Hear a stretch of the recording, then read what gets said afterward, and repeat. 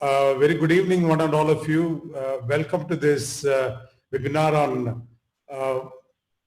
take-home messages in modern phacoemulsification. At the I Foundation, we are planning to have a series of webinars under the banner of iEdu. I'm aware that there are quite a few brilliant webinars happening now in India and abroad, but our focus would be to periodically have these webinars with the view of bringing home some take-home points which have a practical relevance to practicing ophthalmologists. And this is the first of the series. And in this, we have an expert panel, a very eminent panel. It's usually customary to say that they do not need any introduction. And truly, I believe that none of these people need an introduction. But since custom demands, it's truly an honor to have Dr. Si Chun Pek joining us from Singapore. Though she lives an ocean apart, she's almost become a part of Indian ophthalmology, and her contribution, her experience really constantly enriches us. Truly thankful to you, Dr. Chief, for being there whenever you asked, and not just on behalf of this particular webinar. I think on behalf of Indian ophthalmology, I would like to thank you so much. Professor Jeevan Tityal, of course, is a teacher par excellence. He is the head of the Cataract, Refractive and Cornea Unit of RP Center. A very genuine person, a very warm person. At the same time, a brilliant surgeon and extremely academically oriented. I'm sure he's going to be constantly sharing his pearls.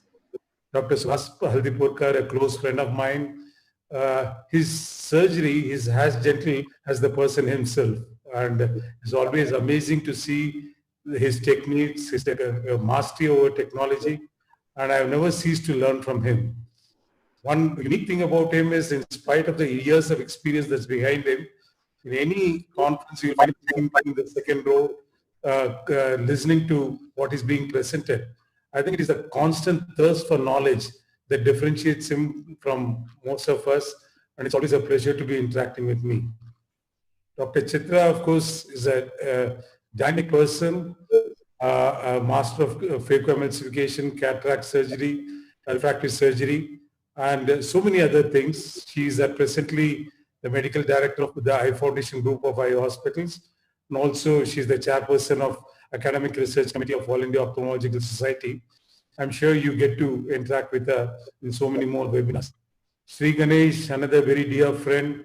We've known each other for almost 2.5 decades, and I unfortunately let his age out, I think. He's truly dynamic, both in the field of ophthalmology and out of it, and his innovations, his thought process is something that we constantly admire and constantly learn from. Gaurav Luthra, you can't switch on your computer today without seeing him. An extremely affable person, at the same time extremely well-informed, very innovative, an excellent cataract and refractive surgeon, and a great communicator. I think this set of panelists is truly going to take us through a very educative evening. And of course, we have the speakers, the heart of this webinar. And I'm not going to introduce each one of them because they will get introduced as and when they come up to speak. But I think the present decade belongs to them. They are not youngsters. They have all the experience behind them. But at the same time, they have a very great professional lifetime ahead of us. And I think in the next couple of decades, you're going to see people like them and taking ophthalmology in India and all over the world forward. I truly look forward to learning from each one of them. I'll stop sharing my screen now. And Chitra, you can go ahead and introduce the first speaker. Thanks, Ramurthy. We shall now go on to our first talk by Dr. Vavikar. Dr. Vavikar, you could share your screen. Dr. Vavikar is an extremely well-known figure in Maharashtra with a great quality practice in Thane, Mumbai. Besides all his prolific achievements, which you're all aware of, what is particularly noteworthy is the software he has created for IOL power calculation, which stuns us about his mathematical genius. And today he will be sharing his take-home message on the perfect biometry for a routine case. On to you, Dr. Vavikar. Good evening and thank you. Let's start with the beginning. Today, both surgeon and patient want emetropia. And there are too many variables in this. Our job, if we want a perfect biometry, is to reduce these variables. Let us divide the process between the surgeon, the instrument, and the process itself. Role of the surgeon. He has to be a guiding star, but not from a distance. He has to be involved in the process continuously. He has to set standards, train and closely monitor the process and the readings, analyze the results, make changes accordingly, and keep himself updated.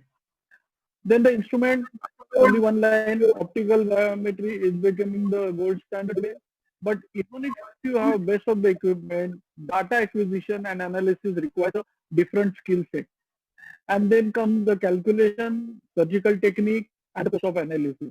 Let us go to data acquisition. Calibrate, calibrate, calibrate. This cannot be underemphasized. It's a very, very important thing to do. There are four more things in data acquisition. Let us look at each of them one by one. So fine-tuning the procedure, explaining the procedure to the patient helps us in a great deal. Doing all the reading, taking all the reading in an untouched eye, keeping in detail attention to focus to patient position and the fixation.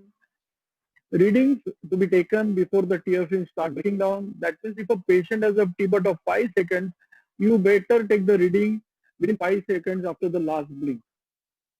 Then we have to take readings in a way that you get three similar readings. Look for dryness. The staff has to be trained not only for fine-tuning the procedure, but for decreasing the person-to-person variation. Then the next point is the validation in data acquisition. There are many guidelines available on Warren Hill's website. I'm just giving one as an example. In actually, this is what we need to do if we want to say that our reading is correct. Checkpoints is something different. In a biometer on a screen, there are lots of numbers and lots of signs. We have to pay attention to all of these. Take a note of all of these. Merely looking at the axial length, the K-metry and the IR power won't do. This is not an exhaustive list, but just some of the examples. And these are the diagrams which help us in assessing these checkpoints. Then comes attention to the detail. This is a patient who had a cylinder of 1.25, and if you see that on the intronasal side, there were 2-3 points which were missing. After the dryness was treated, these 3 points appeared and the cylinder disappeared. That is how the importance of the attention to the details is. Then we go to the data analysis, compare with other very, very important point. Do biometry of both the eyes together and compare with the patient's refractive error. Keratometry, as compared to before, we are giving more importance. We have to use 3 instruments and each instrument getting us 3 best readings. Then calculation, SI, today the calculation of SI is not important. We can just go by default value of 0.1 because the differences have become subclinical. Net cylinder, we have to see what the patient is going to get at the end of the surgery, and that's why calculating net cylinder preoperatively is very important. Whenever we have got 3 keratometers giving somewhat different readings, Barrett medium K comes to our rescue. But if the 3 readings are too helter-skelter, better rely on static keratometry. IOL formulae, I still consider SRKT with optimization as very good, but I will also see on Barrett Universal 2 and Hill RB. Coming to optimization, initially we used to say it's a definite requirement, but after Barrett suit, the demand has decreased, or the requirement has decreased because the accuracy has increased, but it's strongly recommended still. It's available in all the instruments and we have to go by first 1 month post-op data only. Post-op analysis. Every patient has to be checked for residual refraction, sphere as well as cylinder. Exclude those cases where the surgery was not up to the mark. That means CCC overlap was not occur as an example. Take 1 month post-op refraction and introspect properly whether it's a one-off case or a series of cases. So my message will be acknowledge and live up to the role of the surgeon. decrease variability, training, protocol, practice, training, protocols, and practice. Analyze the process and the results, giving attention to the details, and keep yourself updated. Thank you very much. Thank you, Chandrasekhar. I mean, you can stop sharing. Yeah. Thank you so much. I think you gave a comprehensive overview. Today, the reason I chose this topic was that we constantly have discussions about difficult situations, post-refractive surgery, irregular corneas, silicone oil filled eyes. But I think the challenge for us is to hit the bullseye, hit the target in our normal patients, 95, 97% of the cases, because all of them are getting torics, multifocus, and obviously emmetropia is something they demand. I would like to start off with Professor Chi. Your comments, I mean, in your clinic, what do you do to achieve this day in and day out on your regular patients? Yeah, so I think he's covered most of the major points that I would, take care to ensure that they're covered. So for example, if a patient comes in and identifies himself as, wanting to have cataract surgery done by me, then even before I see him, I actually send him for biometry, because I think, doing biometry and acquiring data in an untouched eye is very important. In Singapore, we have a lot of air conditioning, and that dries up the eye, in these elderly patients. And that's usually one of the biggest reasons why these patients can have inaccurate keratometries. So as he pointed out, if you look at the bias of any keratography that's done on these patients, if some bias are missing, it may be the main reason why you have even irregular astigmatism, or you have higher than normal astigmatism. So I think it's very important that biometry is done before you even see the patient or dilate. And definitely if the patient has had to have an eye pressure check, I would not actually be checking the biometry on that day, or even dilating. You can actually adjust the lens position and so on. So I think that if the patient has got any kind of ocular surface disease, any kind of dry eye, definitely all these need to be treated. And if you check the eye later, you have some cornea staining, some punctate erosions, all this actually would require pre-treatment, and you need to explain to the patient that this is very important, because if you want to get that perfect outcome, acquisition of the raw data needs to be really very, very accurate. And I think it's also important that you train your staff to know how to acquire this data properly, because if they are not positioning the head properly, for example, you may get readings that are really off, and when you go into the OR to adjust your astigmatism, you'll be actually adjusting to the wrong axis. So I think it's very important to do that. And he talked about toric, and I like talking about toric because I believe that I want to correct astigmatism completely. And I like to correct it with an intraocular lens, a toric lens, because it actually is able to give me precise outcomes and not something that may be unpredictable. So I don't like to use incisions on the steep axis and so on. I like to adjust that so that it's really accurate. And I think some surgical tips, making sure that the axis is centered, is overlapping, and that you remove all the viscoelastic. All these are very, very important so that you actually have the outcome that you actually calculated. He also mentioned about the biometry, and I believe that in majority of cases, the best formula to use is still to use the Barrett formula. And you must be careful, of course, if the patient is post-refractive surgery, that you're using the appropriate, for example, a true K formula. And today we're moving towards measuring the total corneal astigmatism, especially the more difficult eyes. But I suppose this is for the routine case, and this is what I would do for my patients. Excellent. I think he gave a very comprehensive talk that covered the main points. Absolutely. Anybody wants to say what about immersion A scan and how to master that?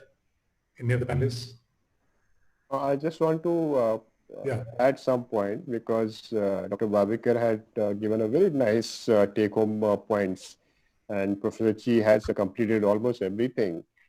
And one point, whenever we do biometry, it should be done for both eyes. If you have patient, other eye also has a cataract, or even a pseudophakia. You should do both eyes because sometimes it can give you a lot of information about each eye. Difference between axial length, difference between the keratometric values will make you think for extra things. So that is also important. Don't ignore the other eye in these cases. As far as immersion biometry concerned, we do a lot of cases where you don't get a good optical readings. I think immersion biometry gives you an equally good reading and more predictable sometimes than done in an optical biometer. Patient is not sitting properly, or uncomfortable patient where patient cannot sit. There are patients cannot sit. They will lie down, but sitting may be difficult sometime for more time.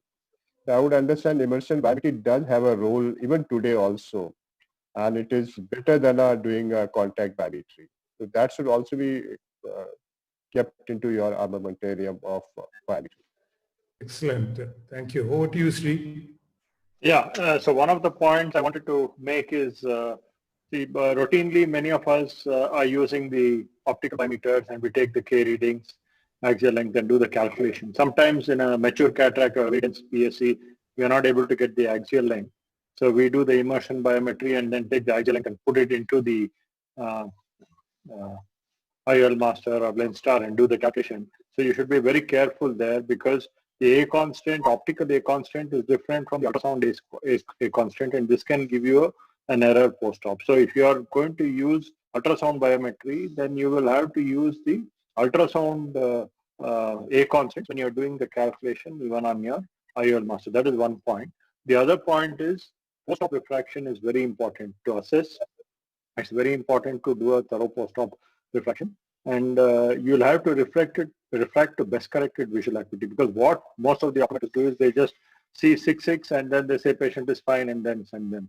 But you'll have to refract to best corrected vision and refract to 0.25 and then put in the readings. We also like to do a post-op biometry and enter the data, because now you have EQ workplace. So if you do the post-op biometry, enter the refraction, it also looks at effective lens position, whether there's any change, and then it further refines your biometry. So these are few points which I wanted. All very valid comments. I think most of us, as Professor Chi also mentioned, have shifted over to the Barrett suite almost completely for all our biometric calculations.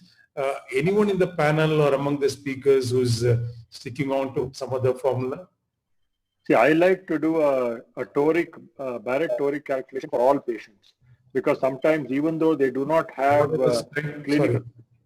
What I was trying to say was, we use the Barrett Universal for normalized, Barrett toric calculator for the toric calculator, Barrett True K for post-refractive. Like that, we have shifted almost completely to the Barrett suite. So yeah, but then the thing is, it is better to do a toric calculation, because sometimes even though the patient does not have a cylinder, it will show that a cylindrical toric lens is required, and because of the posterior corneal astigmatism.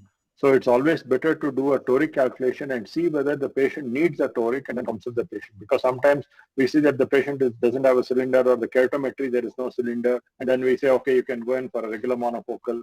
And then when we do the calculation, it shows up like a toric. So always do a toric calculation, do the biometry before counseling the patient. Absolutely. I can't agree more with you. Suresh, in this connection, would you like to just mention something about the TK, total keratometry, the concept, and what... essentially, with the advent of the IOL Master 700, which gives us the swept source OCT, there is basically a projection of rays from, and the area where the anterior corneal keratometry is being measured. Within the same area, the posterior keratometry is also being measured. So here we have a device where we are able to directly measure the posterior keratometry, at the same time have formulae like the Barrett TK or even now the Haigis TK, which are adapted to the formulae to the values provided by the IOL Master 700, helping us further refine outcomes. One good thing is, since you're measuring it directly in every patient, even without going into the Barrett toric calculator, sometimes it gives you a direct glance at whether this patient will require a toric or not, because you're already computing in the values of the anterior and posterior cornea. And that has really resulted in a sea change in the way we are counseling our patients. Like Dr. Sri Ganesh sir correctly mentioned, we are clearly doing this before we counsel our patients, and definitely a lot more people are being counseled for toric nowadays than before. I would like to just add one warning about the TK. If you're using TK, then you have to use the Barrett TK formula, because you can't use total catometry and use some other formula that will give you error. Yeah. Plus, when you're doing incisions, when you're programming incisions, either LRIs or your femto incisions, please do not take the TK values, because they will be different from the anterior case, and most of the nomograms which we use are the anterior case. So always take the anterior K when you're programming your femto. I think it's been a nice presentation, a good discussion. Basically, we want to leave behind a take-home message. I believe that when it comes to biometry, there are two aspects to it. One is acquisition of data and usage of data to get the optimal results. As far as acquisition of data is concerned, all of us would agree that optical biometry would be the way to go, and there are excellent instruments available today. But not all of us can afford it. So even in case you have a good immersion A scan, and you are yourself or a trained biometrist is doing it constantly, you can get excellent results out of it, except some outliers.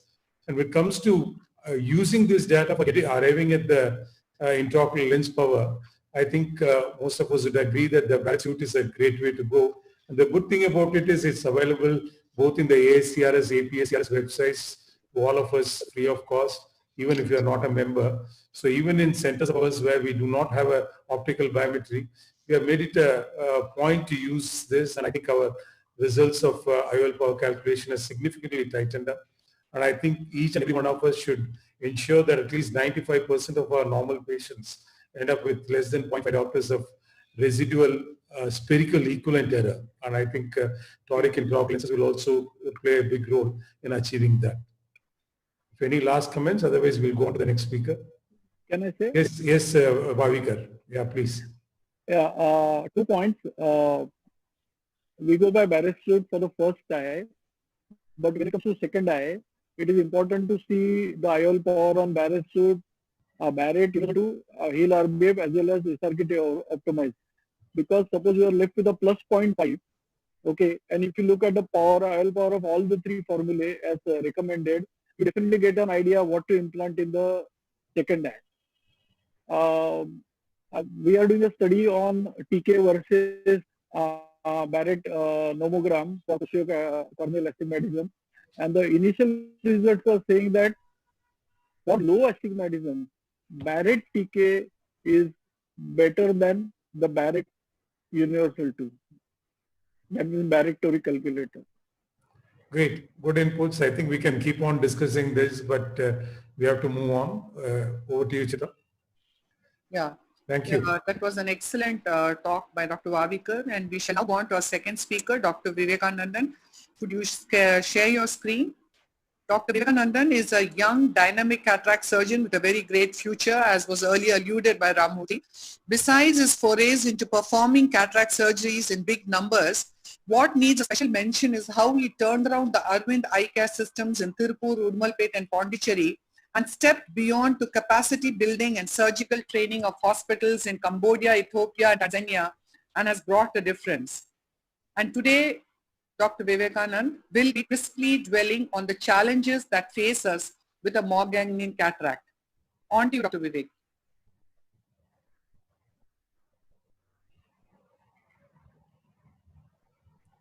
I think you have to unmute. Unmute yourself.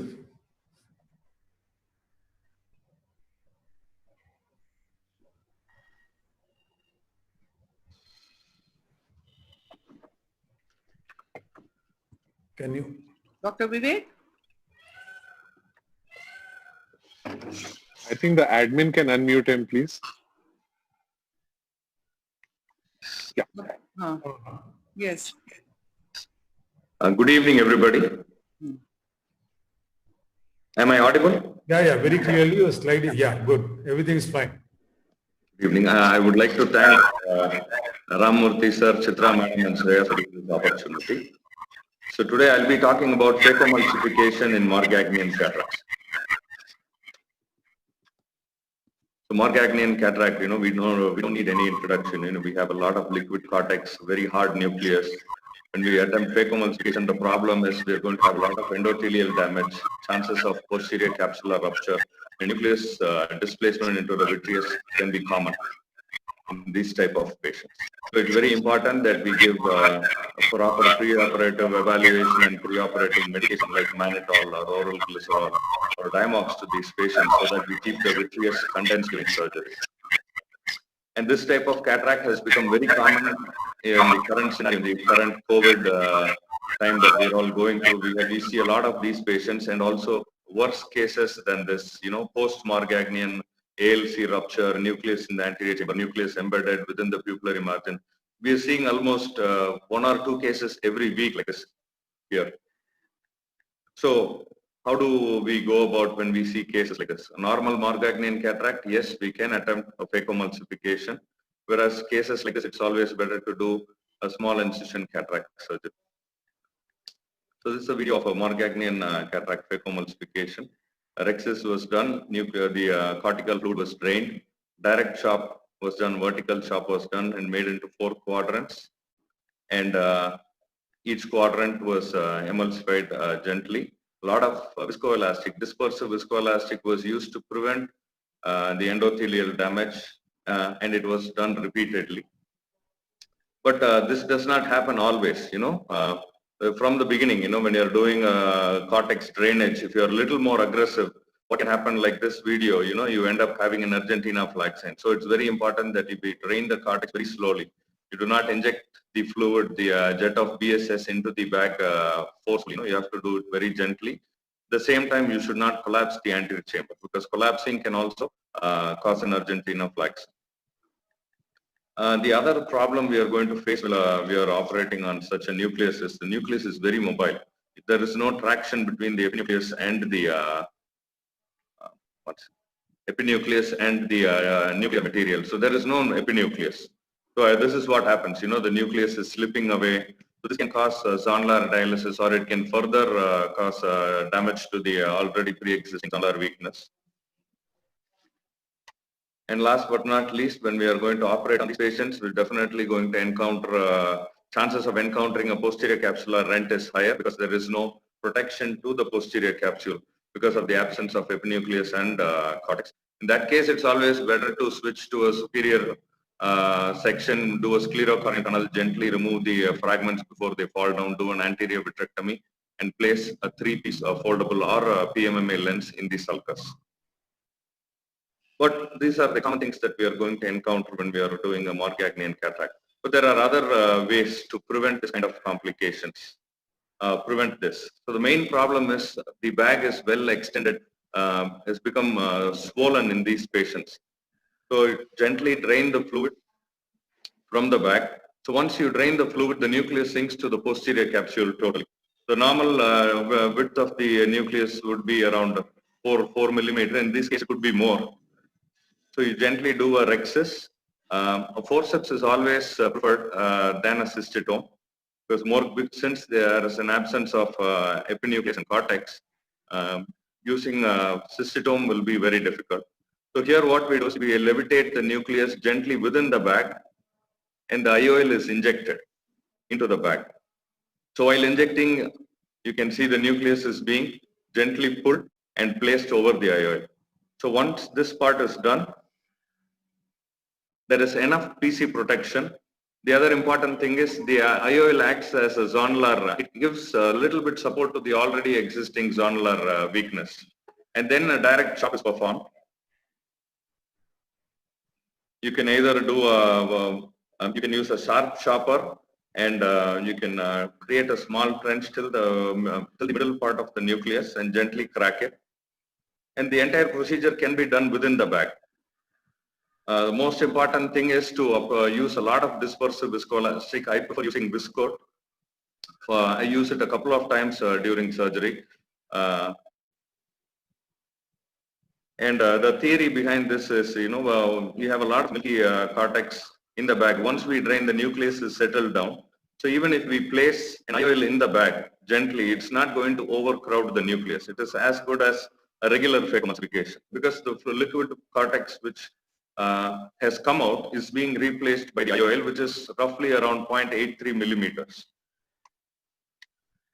So this is another improvisation which I've been doing for the past 1 year, where it's the same, where the liquid cortex is being drained using a forceps. The rexis is being done. The nucleus is gently tilted within the bag, bimanually with 2 instruments, and the IOL is being gently injected into the bag. So gently make sure that it goes inside the bag, and then the nucleus is pushed back inside. So when you are going to do phacoemulsification on harder cataracts like this, there are chances of further endothelial damage. How hard, how much ever dispersive viscoelastic we are going to use, we can damage the endothelium pretty seriously. And most important thing is having the first crack in a Morgagnian cataract is very, very hard. So I've been trying with the MyLoop, and there is a little bit of learning curve with the MyLoop, but it is a little bit easier once we practice. So once the first crack is achieved, you can, when you have 2 heminuclei, it is easier to do phacoemulsification, break it further, or you can use the MyLoop still to make it into 4 quadrants. The main important thing to keep constantly watching is to keep your anterior chamber filled with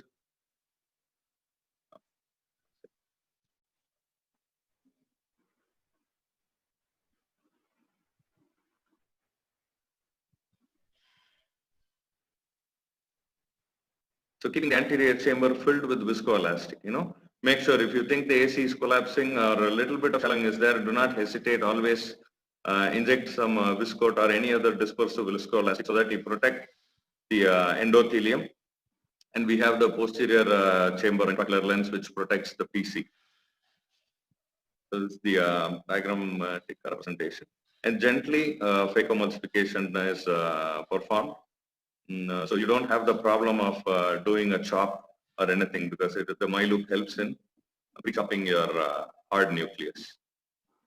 So the take-home points is proper preoperative assessment, since in these hard times we see a lot of these cases and even more worst case scenarios like the pictures I show. It's very important to do a preoperative assessment. Any preoperative medication like mannitol or Diamox or orgestrol, whichever keeps the vitreous condensed and keeps the surgeon comfortable. And before planning on what surgery to do, always an intraoperative assessment, because in some of these cases you can see that the entire bag complex is floating in the anterior vitreous space. The moment you take a phaco probe inside, it's going to sink. So preoperative assessment after filling the anterior chamber with viscoelastic is very important. So make a small nick, drain the cortical fluid gently, fill the bag and the anterior chamber with viscoelastic, and complete your access with a forceps. Do not try to do a divide and conquer or a stop and chop, because it's going to exert more pressure on the bag complex and you're going to cause a zonular dialysis. So preferably direct chop. You can use a sharp chopper for vertical chop, or you can use a blunt chopper and do a very careful horizontal chop, because there is no epinucleus or cortex. You have to be a little careful. And the most important point, liberal use of viscoelastic, dispersive viscoelastic repeatedly, and stabilizing the bag. You can, with practice, you can do the piggybacking of the IOL. If the bag is very weak after rexis, you can place a CTR and then complete your surgery. And always be prepared, always be prepared for conversion. There is a very, very high chance that you're going to have a posterior capsular tear in these kind of patients. So always be prepared. If you prefer having a superior rectus anchored, do it before surgery. And then you can always convert to a small incision cataract surgery. Thank you very much. Thank you so much, Vivek. You can stop sharing. Excellent array of videos which shows your mastery and confidence over the surgical process. Let me just share it with the panelists. Just to encourage you in the sense that we are streaming live on the web link as well as the YouTube and the FaceTime, and there's a huge audience. I think I would also encourage the people attending to send in their questions if they are on the web link. We'll try to take them up as many as possible. Suhas, would you like to comment on this beautiful presentation? Yeah. First, I would like to really congratulate him. He's shown a beautiful film. He has tried to cover all the possible, angles from which you look at this Morgagnian cataract. And well, I have personal experience with me, and for many others, MyLoop is probably more not used it. But I'm very glad that he also does that, scaffolding of lens into the back, because these lenses, after most of the cortical, liquefaction, they're so small, and doing conventional phaco in these cases is extremely difficult because the lens, the nucleus is extremely wide. The technique that he has shown is good, but a slight change what I do is I prefer to do a fake, bevel down phaco. Once you have your lens, single piece lens in the back, and your filled dispersive viscoelastic around, I go with my phaco tip with bevel down. And with bevel down, you can grab that nucleus because it's relatively smaller than the usual nucleus, and then you can easily do a quick chop that you really wish to do. But otherwise, another point that he said I really agree with is that you have to assess the capsular bag and its strength. Will very often long-standing Mogagnians probably will have loose zernules. And if you suspect that the eye has got a loose zernular capsular bag, in spite of doing a very uneventful surgery, it will be quite good that you inject endocapsular ring and because you already have put a lens, but with a single piece lens in such back, you can always put an endocapsular ring to further stabilize the back strength. But otherwise, I think I agree with him. Most of the points he's covered, and my congratulations. He's a young guy and he's doing extremely well. Thank you. I also felt the videos were amazing, Dr. Vivek, especially using the IOL scaffold, which makes so much sense. But in a nucleus which is small and floating, don't you think using a MyLoop would be a big challenge? You've done it very well, but do you have any special message to give as to how to use it in these eyes where the bag itself is going to be quite lax? Using the MyLoop is a little bit easier compared to doing it on a regular phacoemulsification. Because on a regular phacoemulsification, it's very difficult to identify the edges of the nuclear margin. We want the MyLoop to travel along the surface of the nucleus so that we do not go into the sulcus, damage the bag or something. It's a little bit easier. Only thing is we have to have the bag and the anterior chamber viscoelastic. Even while positioning the MyLoop, we might lose a lot of viscoelastic. In that case, it's better to refill, use your other hand to inject viscose through the paracentesis and then continue with it. The only problem is when we are going to kind of snare with the MyLoop, the nucleus is going to tilt inferiorly in the opposite direction. It's going to lift on the opposite direction and it's going to get depressed on the subincisional area. So for that, it is better to use a second instrument, a chopper or a spatula, so that you keep the nucleus intact. You don't let the nucleus wobble too much into the back. So this is the only indication of MyLoop that I use. For other regular cases, I don't really prefer using it. I find it a little bit more advantageous because I reduce a lot of phaco energy and I kind of reduce the endothelial damage also when we try this. Gaurav, I know that most points have been covered, but you deal with many cataracts like this. So your inputs, I was especially fascinated about putting a lens inside. We've been using this IOL scaffold in other situations with the whole total cataract there, lens, nucleus there, and putting a lens. Your comments? Yeah, I think, amazing presentation, first of all, and I would carry on that. But, and also very good points from Dr. Haldipurkar, sir. But I think this new technique which has come up over the last year or two where you put in the lens for these Morgagnian cataracts as a scaffold is amazing. But a couple of additional points that I would like to add. I like to size my rhexis a little smaller than my usual rhexis in these cases. Otherwise, sometimes the fragments or the nucleus, because it's a very small nucleus, it can tend to kind of come out and, becomes a bit of a problem. So to keep all the stuff inside, it's easier to just have slightly smaller, not very much smaller because it's a hard cataract. The second thing is that when embedding, as Dr. Haldipurkar said, bevel down, but another additional thing is that if you try to engage, if you're doing a direct chop and you try to engage the nucleus bang in the middle as you would normally do, it becomes very, very difficult. So what I do is I stabilize it with a chopper, move it away in the back and try to catch it from the equator of the nucleus because it's much easier to engage. You should have a good viscoelastic cushion all around it, as Dr. Vivek already said, the viscode, that's what I would use because that helps stabilize the nucleus. and then stabilizing it with a chopper, I would move it to the side and try to actually, embed from somewhere close to the equator, because there it holds much easier for the initial embed. And once you have one crack and you have broken it into two pieces, then it becomes easier, because then you have the whole, edge of the cracked nucleus to catch hold of and make four pieces. And then, usually it's much easier once. But I would also caution about the last piece. When you're removing the last piece, you have no cortical cushion. It's very important to switch to lower parameters at that point and become very careful to ensure that you don't have a PC which is, quickly coming up and touching your phaco handpiece, because you tend to use higher parameters for these Morgagnian cataracts. You need higher vacuum. You probably need higher energy because you're dealing with a hard cataract or a hard nucleus. So you can get searched for that last fragment. These are a few additional things. Rest, of course, I think everything was covered so well. I think it's very valid. I think, Yes, Ram, I have a few points quickly, yes. which I would like to comment. Of course, very nice presentation and surgeries. One thing is, while doing the rexes, many of these cases have a lot of capsular fibrosis.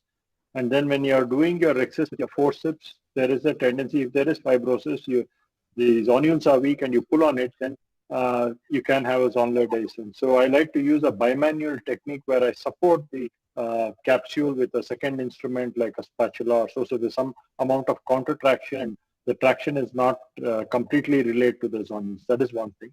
Then the viscoelastic of choice for me would be Helon 5, because here there is no epinucleus. So you want to create an artificial kind of epinucleus, something that stays there. And I find that Helon 5 is better than Visco or the other viscoelastics, the viscoadaptive viscoelastics. It fills the bag. And the technique I like, of course, the MyLoop is a great tool. I have a lot of videos. I've used it for such cataracts and it works well.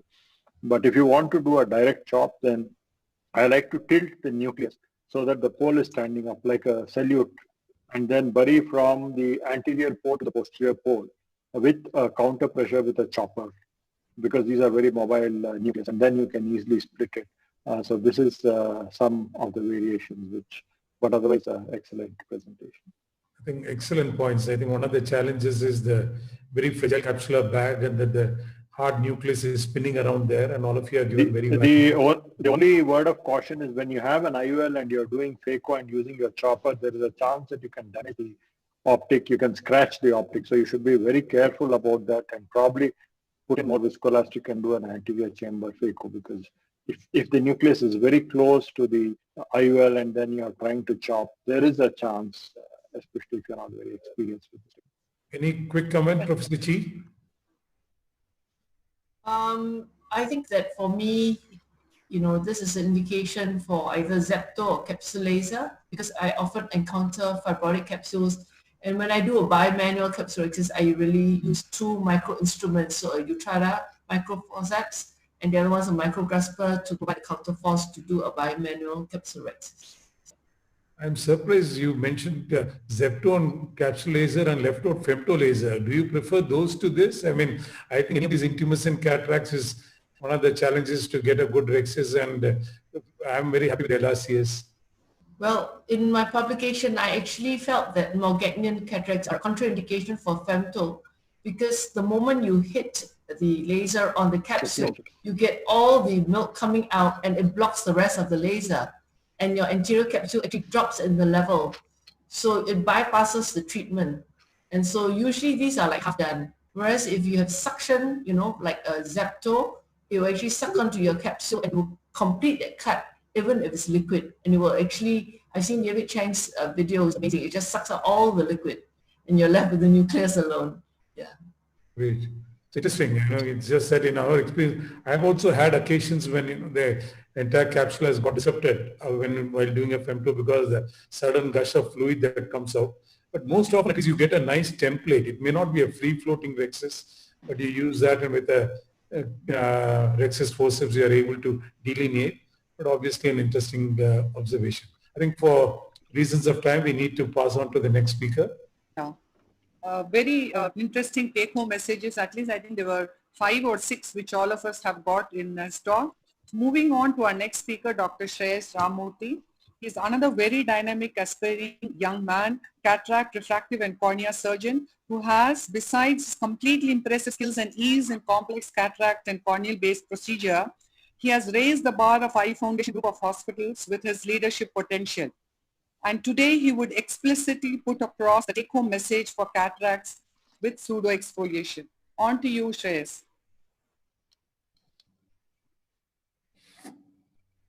Good evening, everyone, and welcome to the first edition of iEdu from iFoundation. I hope everyone is finding the program useful.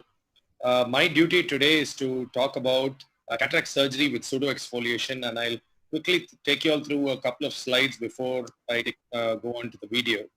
And essentially, the major challenges with pseudo-exfoliation is first and foremost the poor endothelial count, which very often gets missed out because unlike in Fuchs endothelial dystrophy, where you have these evident guttae which you can see, you're not able to see any such changes in the endothelium. You may occasionally have some PXF deposits, but by and large, it looks like a normal endothelium with maybe a slightly washed out appearance. And it's only through a specular you really get to know, and I'll allude to that point later. Meiosis is another challenge. Zonular weakness is very well documented with pseudo-exfoliation. The postoperative period, you may have IOP spikes. Capsular phimosis is quite common. And if not properly taken care of during intraoperatively, you may have corneal decompensation as well. So I'm just going to show a quick case of an 80-year-old with significant PXF and grade 3 nuclear cataract, had phacodonosis on the slit lamp examination. But what I would not have picked up, despite being a corneal surgeon, is that the patient would have had this kind of endothelial count. It looked like a nearly normal endothelium, but when you did a specular, the count was only about 1,000. So going on to the surgery itself, in all these cases, definitely I use a little bit of trypan glue, use high molecular weight viscose. So you can see that the cataract is fairly mobile and I'm having difficulty in initiating the rhexis.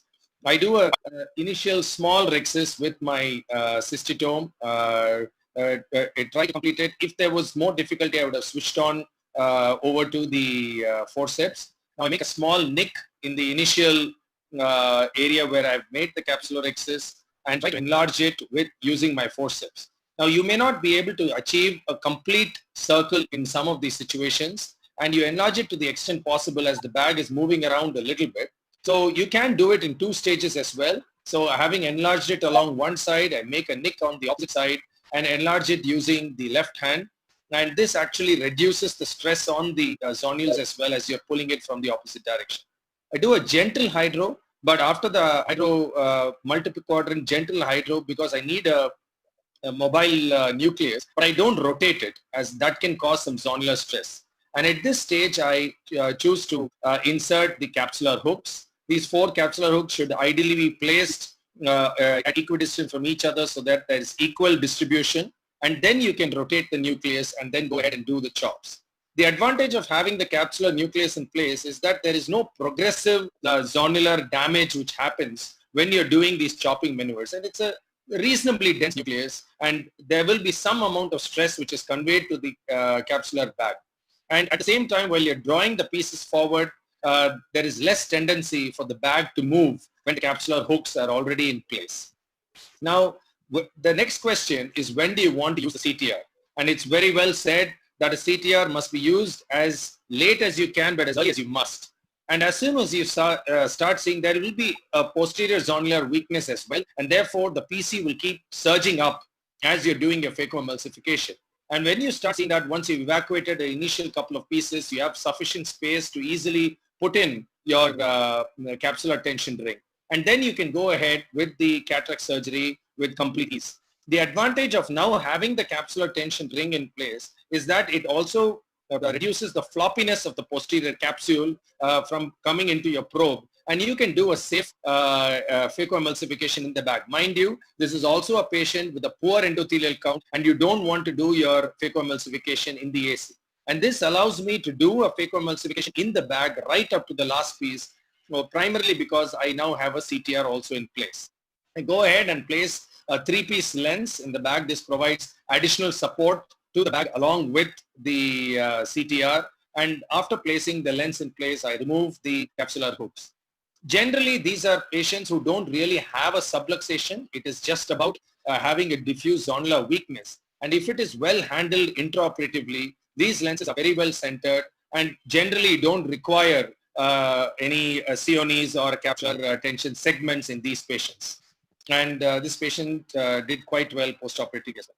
This is just another video highlighting the meiosis aspect of associated with PXF. I'm not going to take you all through the entire video, but these are patients where even if you have a 4 millimeter where you can 4 millimeter pupil, where you can actually do a safe phacoemulsification. I still believe that capsular hooks or any iris hooks or any pupil expansion device should be used. The main advantage being that you can have a sufficiently large rhexis, which you would normally not have when the pupil is small. And the additional advantage is you can constantly watch your bag, your zonules. If there is any additional weakness, you can insert a CTR at any point of time. And if your chops are not complete, in case you're having to maneuver a slightly larger piece, having the slightly larger rhexis is useful, and you're not transmitting any of these forces onto the capsular bag. So at any point, with the PXF, even with a moderate pupil, I would definitely recommend using pupil expansion devices and ensure you have a sufficiently large rhexis before you go ahead with your phacoemulsification. So the take-home message is examine the endothelium closely, probably do a specular in all cases if possible, if you have it at your disposal. And I feel combined use of capsular hooks and CTR can be very useful in these cases. And definitely using iris hooks and pupil expansion rings gives you a larger rhexis, reduces zonular stress, and definitely reduces the risk of postoperative phimosis, which you can have very commonly with PX cases. Thank you so much for your kind attention. Thank you, Shreyesh, for that comprehensive presentation. Jeevan, can you comment? Yes. First of all, a wonderful presentation by Shreyesh, and beautiful points you have highlighted in these cases. I think one important thing which he highlighted in the second case is to have enough pupillary dilatation for these cases. And normally the pupils are moderate in all pseudo-exfoliation cases. The devices I normally like in such cases to have iris hooks, because you can differentially enlarge the pupillary areas, especially sub-incisional area, which is so important, and you can use the iris hooks very nicely in such cases. And one thing I normally do in all these cases, put a CTR in all cases, despite having to have a normal looking capsular bag. In all cases, I put CTR in these cases, normal CTR 11-13 millimeter in adult cases. As you rightly pointed out, these patients do have higher chances of a capsular fibrosis and contraction. And I routinely have been doing for apart from a pseudo-exfoliation in other cases also, like pediatric patient or a retinitis pigmentosa case. I do a multiple small radial nicks in the capsular rhexis after ending the surgery.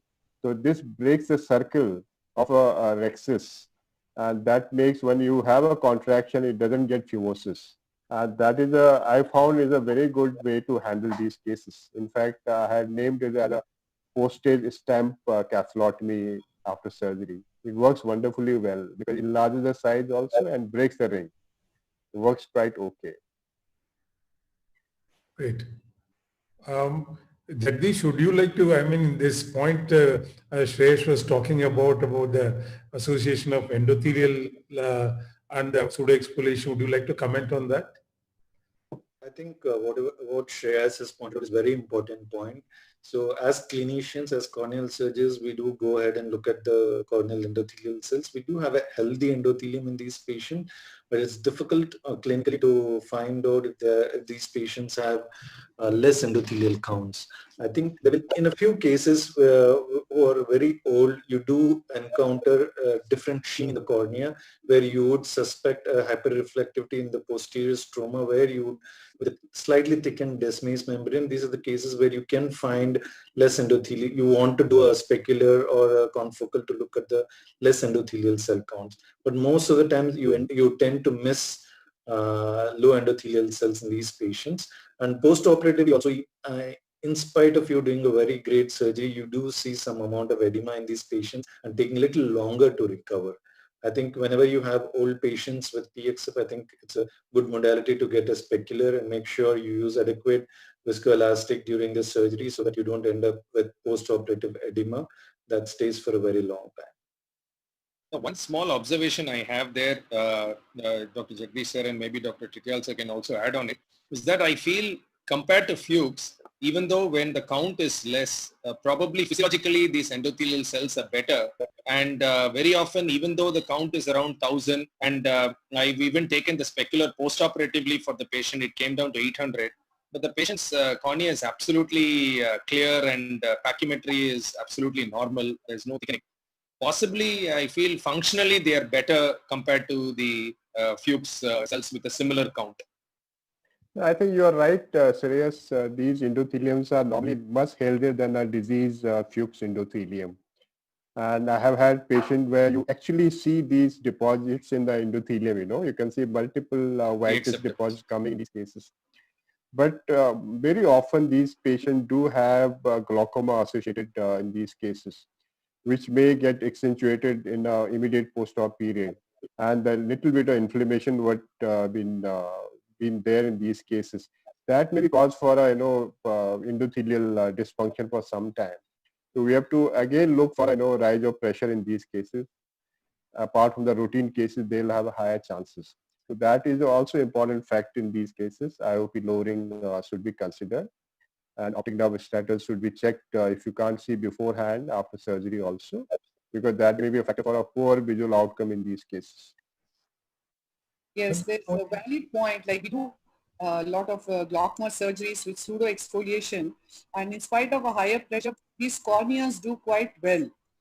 That is an important point. And at least I have not been using CTRs unless it's in a pseudo exfoliation routinely. I think it's very important for us to go back and start using it in at least in denser cataracts where there's going to be more of manipulations on the nucleus.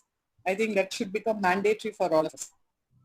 I think another point Chitra brought out a very nice point about the glaucoma, because many of these patients have chronic open angle glaucoma, and then you have to assess that pre-op, and then maybe they require a combined surgery.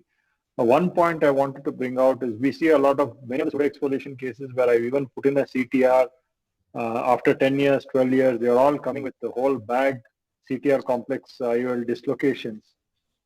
So I'm wondering now whether routinely we should use a 3-piece lens for all pseudo exfoliation, and also the technique of putting the 3-piece IOL in the sulcus and doing a posterior capture of the capsulorhexis. I think Dr. Deepak has some experience in that, and maybe he can comment on that. I agree with. Am I audible, sir? Yeah, very well. Yeah. Yeah, I agree with Dr. Shigane, sir, because I have had experience for about last 6 years where I've used the technique of IOL trap technique, where the CTR goes into the bag and the multi-piece lens hydrophobic goes into the sulcus with optic capture.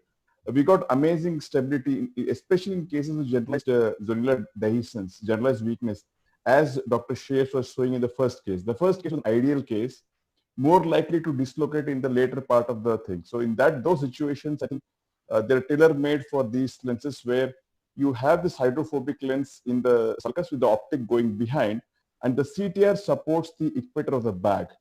We have an equatorial stretch and support by the CTR, and the tackiness of the hydrophobic lens, it just sticks onto the anterior surface of the capsule, and this compensates for the posterior pull because of the laxity of the generalized weakness of zonules.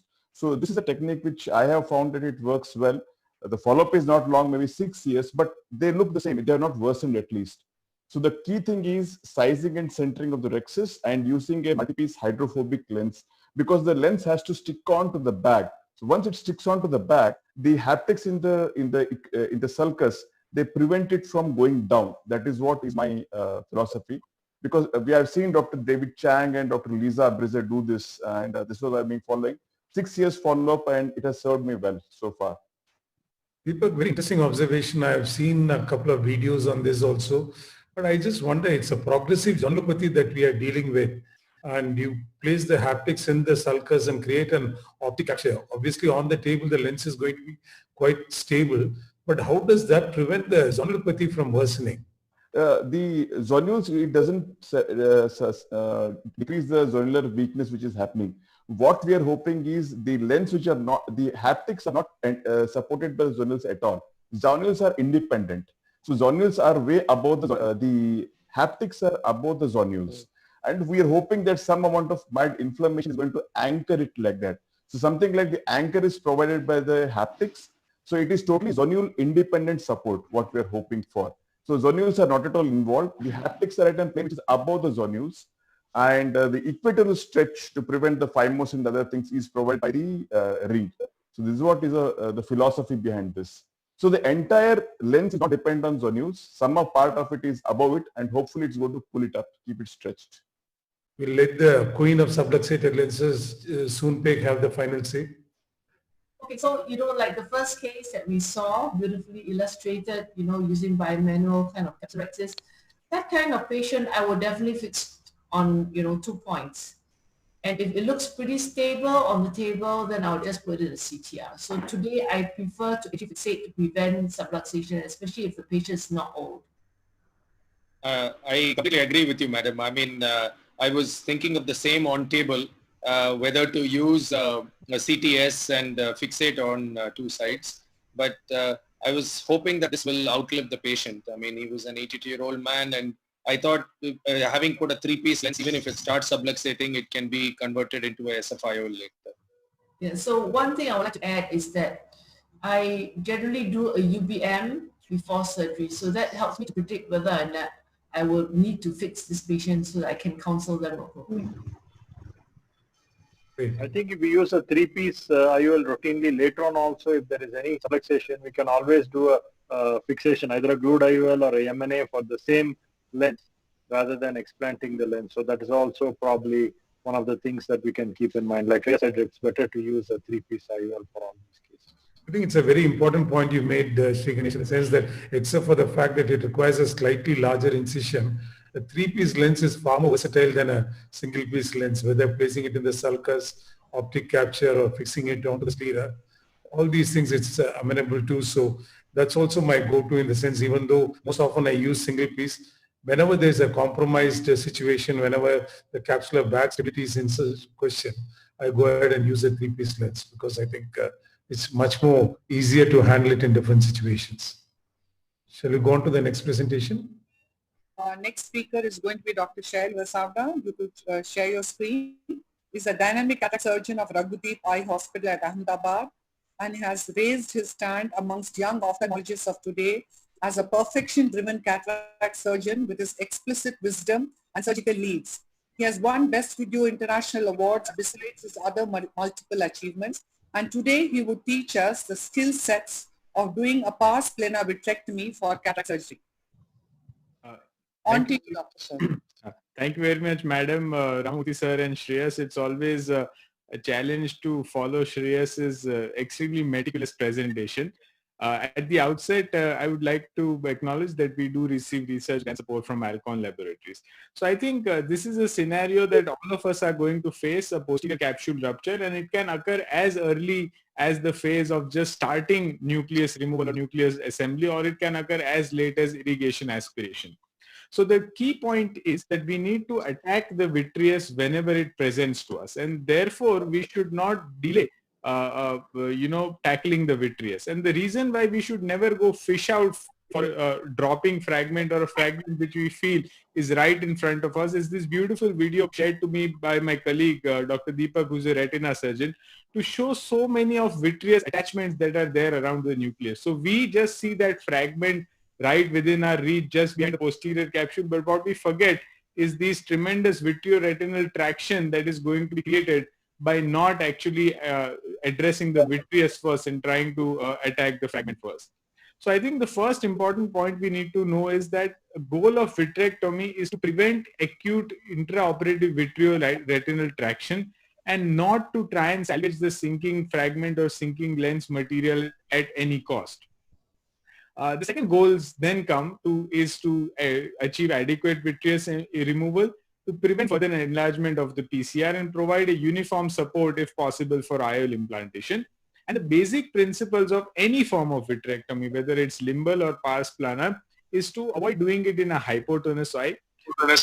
All the retinal surgeons do recommend to never perform a dry vitrectomy because dry vitrectomy is a lot of traction, and we must give up the technique sponge vitrectomy. That is using a Vexel sponge and then cutting it with a Vanna scissors. That should be out. Can everyone mute them? There's some echo.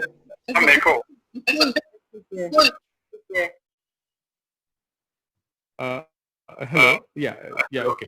I think Dr. Suhas has to mute himself because it's coming from his. Thank you, sir.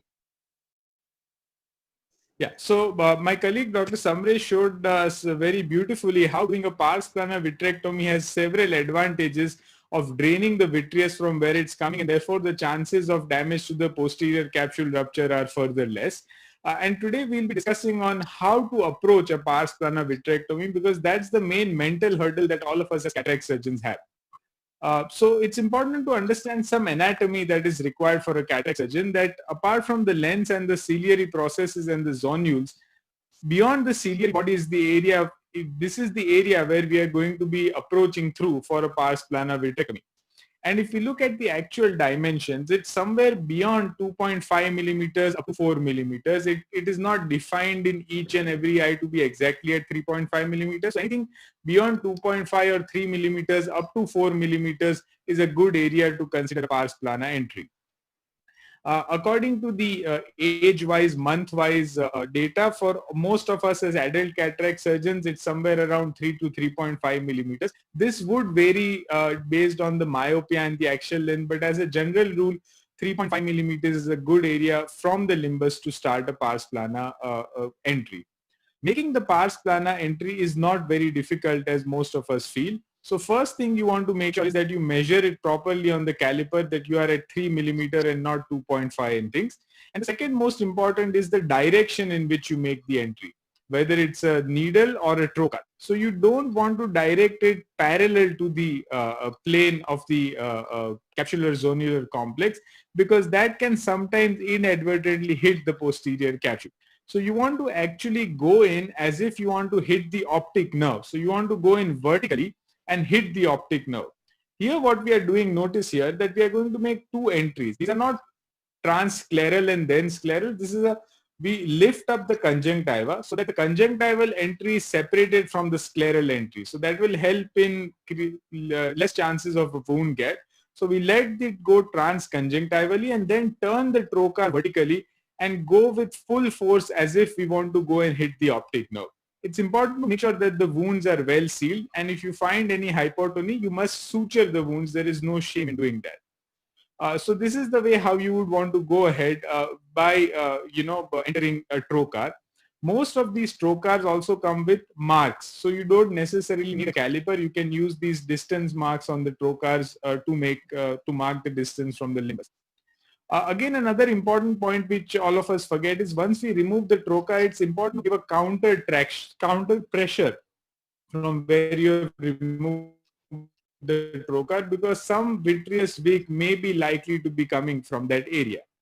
Is it necessary to have a trocar? No, of course not. You can always use your lance knife or your regular 1.1 to 1.2 millimeter side port knife. It's good to do a conjunctival peritomy when you're not going to use a trocar and do a cautery in the area where you're going to actually introduce the knife. Measure it then again with the caliper, and then you can use, here I'm using the same 1.1 millimeter side port knife to make the actual entry. And you can use the trocar coming in and out through this, the vitrector in and out through this entry. However, you will need to suture these entries because these are usually not self-sealing.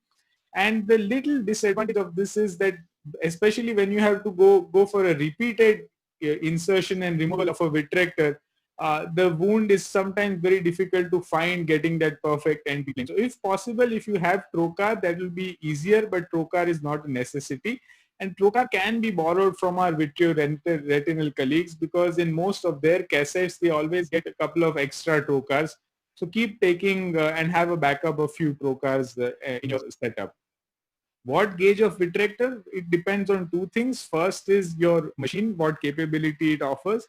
Most of the modern day phacoemulsification machines offer up to 23 gauge vitrectomy. The 25 and 27 gauge are usually reserved in the machines which are designed or designated as vitreoretinal machines. But a 23 gauge vitrectomy should suffice. When we make an entry with a lance knife, it's something like a 20 gauge vitrectomy that we are going to be performing. So smaller is better, and 23 gauge should suffice in most of our situations.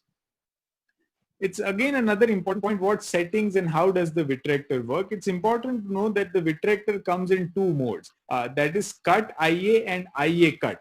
What we want to do when we are doing vitrectomy is to cut first and then aspirate. So we want to be always and always in cut IA mode, and your OT assistant must be aware of putting in the right mode, because if you go into IA cut, it will first aspirate and then cut. So when you are in cut IA mode, your foot pedal will work in this fashion. That is, first position will be irrigation, second will be cut, that is vitrectomy, and once it is cut, whatever is in the vitrector, then it will aspirate through the vitrector. Whereas when you are in IA cut, which we would rarely need, we would use this only after vitrectomy if some cortex is removal is remaining in the bag. The first foot position is irrigation, the second is aspiration, and once those things are inside the vitrectomy probe, the vitrector will cut it. So it is dangerous to do an IA cut mode when you are doing vitrectomy. It's always best to be in a cut IA mode. What are the optimal parameters for pars plana vitrectomy? I think there is no one standard number that we follow, but I think it's important to follow these principles to use the maximum cut rate that your machine has. It may be 1500, it may be 3000, 4000 and 5000 with some of the newer generation phacoemulsification systems. You must have a low flow rate because you don't want to keep attracting too much of vitreous coming from too far down or too much from the periphery. So we like to keep a flow rate of around 10 to 12 cc per minute. Low bottle height. So if you're using 90 bottle height, go down to 50, 60 or 70 at the most, and use moderate vacuum around 200 to 300 should be sufficient for a good vitrectomy to be done.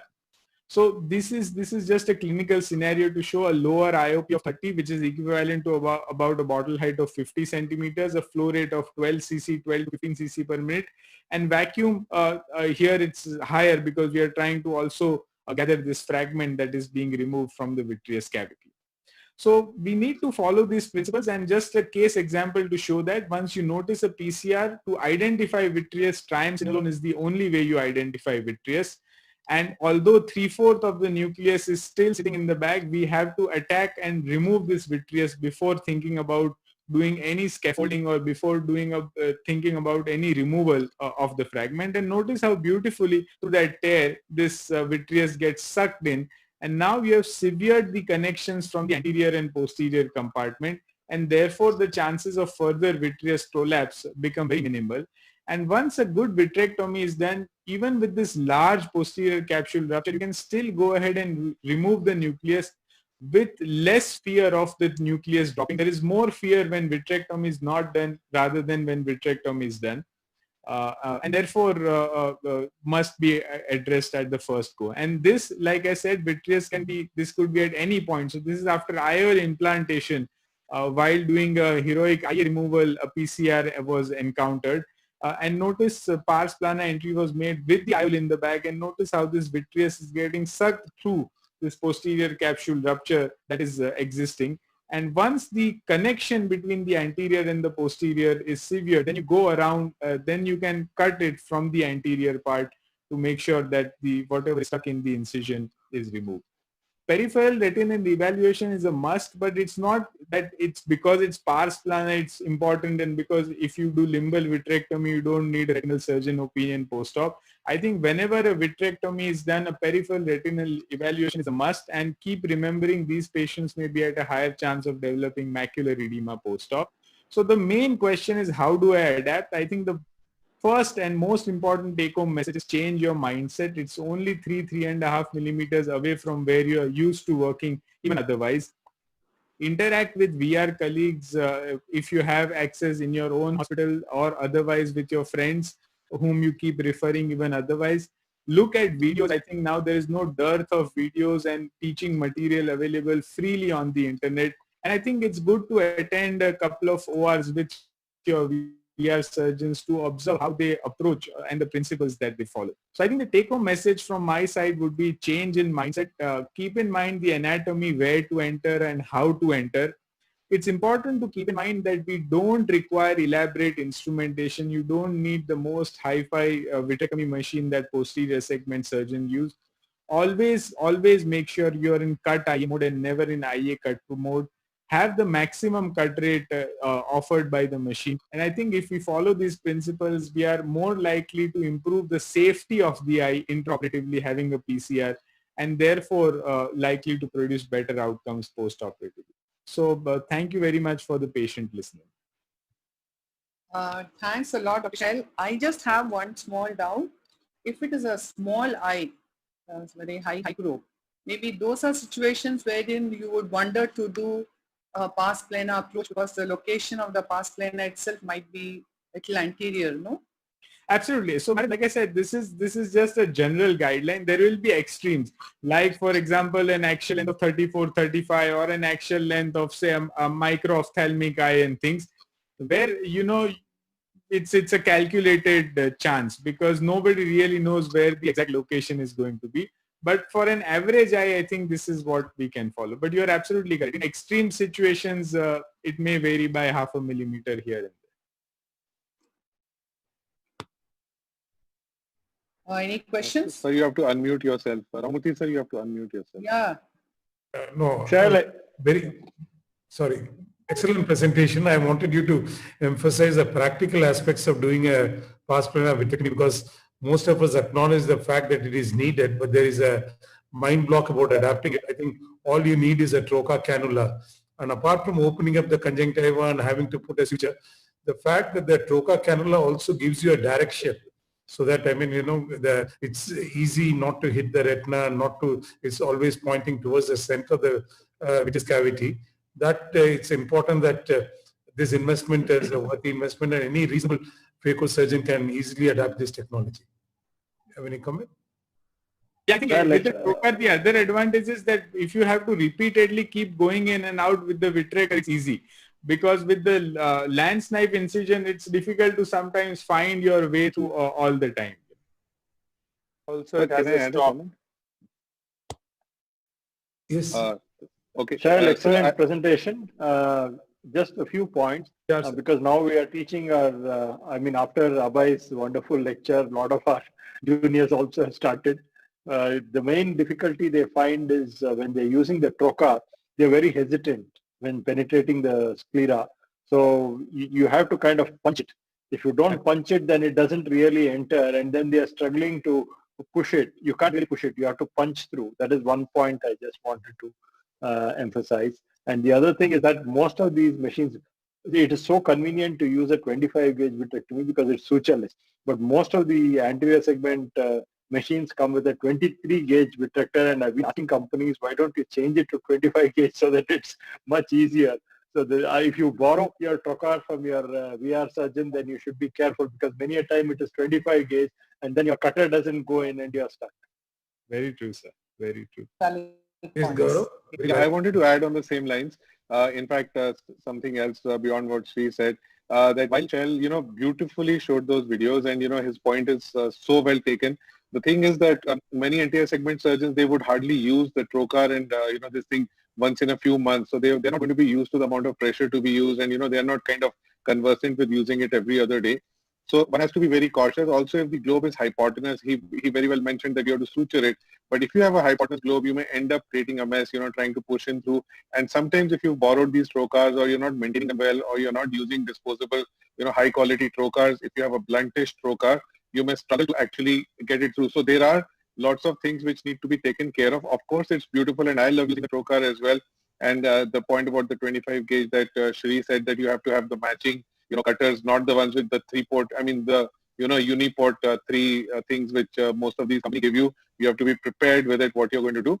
And that said, it is not bad sometimes to actually, if you're not very conversant with it or not comfortable with that, going in from 2, paracentesis ports, not from the pars plana, is not something which is, to be looked upon. You can still do a great job using Triamcinolone and making sure you have 2 good paracentesis ports and matching size infusion and cutter, and in a controlled way if you can use the right settings with low infusion and high cut rates and cut first, you can still do a good anterior vitrectomy in the area and still get away if you, it's not like it's absolutely necessary to go through the pars plana. Yes, if you can do it with the right instrumentation, you must do it, and it's obviously better. Absolutely, sir. Points well taken. In fact, Dr. Steve Charles, we do a course together at ESCS for the past 3-4 years, and he always tells us that as cataract surgeons, it's best for you to use a lance knife rather than a trocar because the kind of amount of force that you require with a trocar is much higher than with a lance knife. So he, in fact, always recommends that, as cataract surgeons, those who have never used a trocar, do pars plana, but do it with a lance knife rather than with a trocar. It's easier to make the entry. I may add here because I just forgot to add one thing. There are very good quality trocar sets available at very cheap prices, disposable ones from several manufacturers now, and one can practice using the trocar even through the limbal approach. Initially, if you don't want to try it through the sclera, you can actually use it like a trocar AC maintainer kind of a thing. I use something from money. I have no financial interest. It's a cheap thing which comes with 3 disposable things, and you can practice it if you want in your routine cases to see. Thank you so much, Gaurav. I mean, very important points made out, and I think it's extremely important for us to ensure that it's not a hypotonic eye in which we are trying to make an entry. That's when you end up in problems. And secondly, as Gaurav emphasized, I think it all depends upon the stage at which you have to do an anterior vitrectomy. If it's just all the nucleus is out and during capsular polishing, you have a small rent. Then if just vitreous pops out, maybe with the transluminous staining, even an anterior route will be good enough. But for the kind of cases that Shailes showed where most of the nucleus is still there and you have an admixture of vitreous and nucleus, maybe going through the posterior route would be the right way. I think for the reasons of time, we'll pass on. Our next speaker is Dr. Shrish Kumar. Dr. Shrish, you could share your slide. He's a medical superintendent at our Eye Foundation group of hospitals, a senior cataract, refractive and cornea surgeon with superb surgical skills, very innovative achievements with a special distinction in the variety of approaches he has inculcated in pterygium surgery. And today he would leave us all with a clear-cut take-home message about cataract surgery with a pterygium. On to you, Dr. Shrish. Shrish, you should unmute. Yeah. Presentation.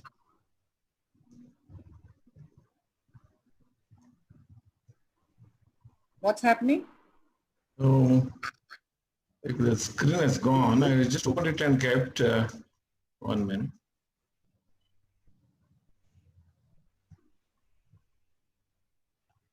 You can still share it. Just click on that PowerPoint icon at the bottom,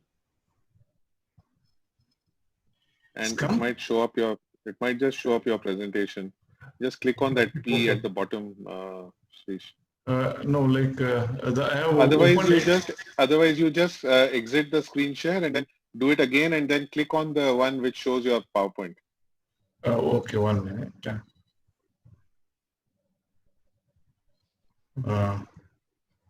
It's comes? Yes, yeah, yes. Great. Now go to screen. Okay. I'll put okay. That's why I took in Gaurav. Troubleshooter. Okay. Thank you, Dr. Chitra and Dr. Ramurthy for giving me this opportunity. My topic is Phaco with the pterygium in a single step. Why this combined procedure? So we all know UV exposure is a common etiological factor for both pterygium and cataract. The simultaneous occurrence of which is not uncommon, especially in tropical countries like India.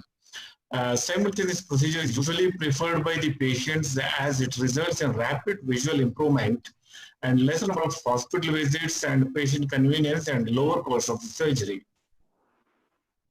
So pterygium will cause with the rule astigmatism. Again, the induced astigmatism depends on the length, width, and the depth of the pterygium extending onto the cornea.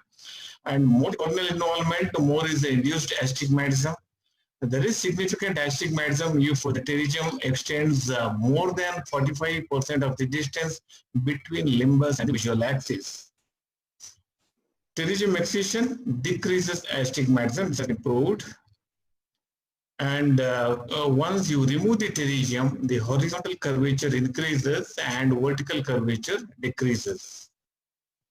One more point is as the head of the pterygium approaches the apex of the cornea, a clear meniscus develops between the corneal apex and the elevated pterygium, causing an apparent flattening of normal corneal curvature, which can lead to overestimation of IOL power. So we published our results in International Journal of Ophthalmology. The visual and refractive outcomes following simultaneous phacoemulsification and pterygium excision with conjunctival autograft, where we included 508 cases over a period of 6 years, and phacoemulsification was done through 2.2 to 2.8 millimeter incision. A foldable lens was implanted, and conjunctival autografting was done using tissue glue.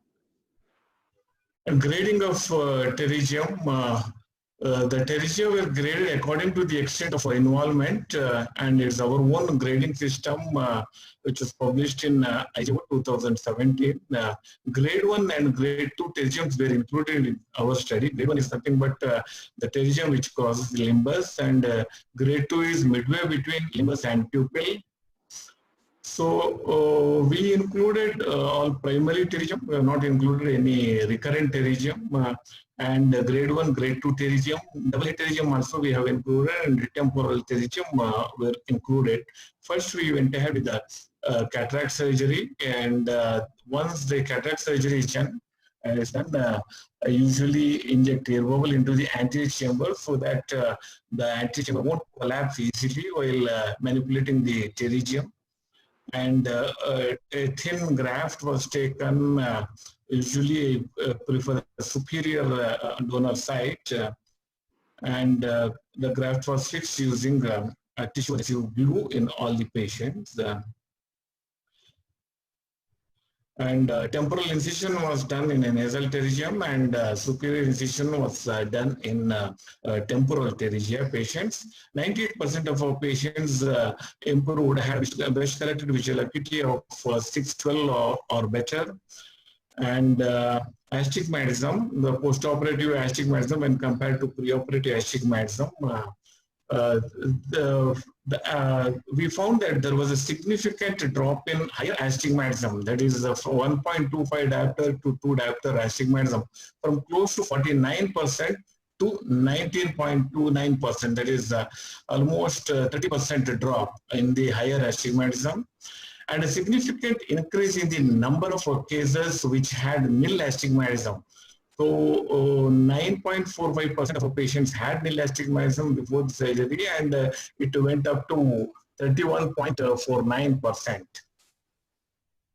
And spherical error, coming to the postoperative spherical error, 65.5% of the patients had no spherical error post-operatively, and close to 30%, that is 20%, 19% of the patients had spherical myopic error of 0.75 diopters or less.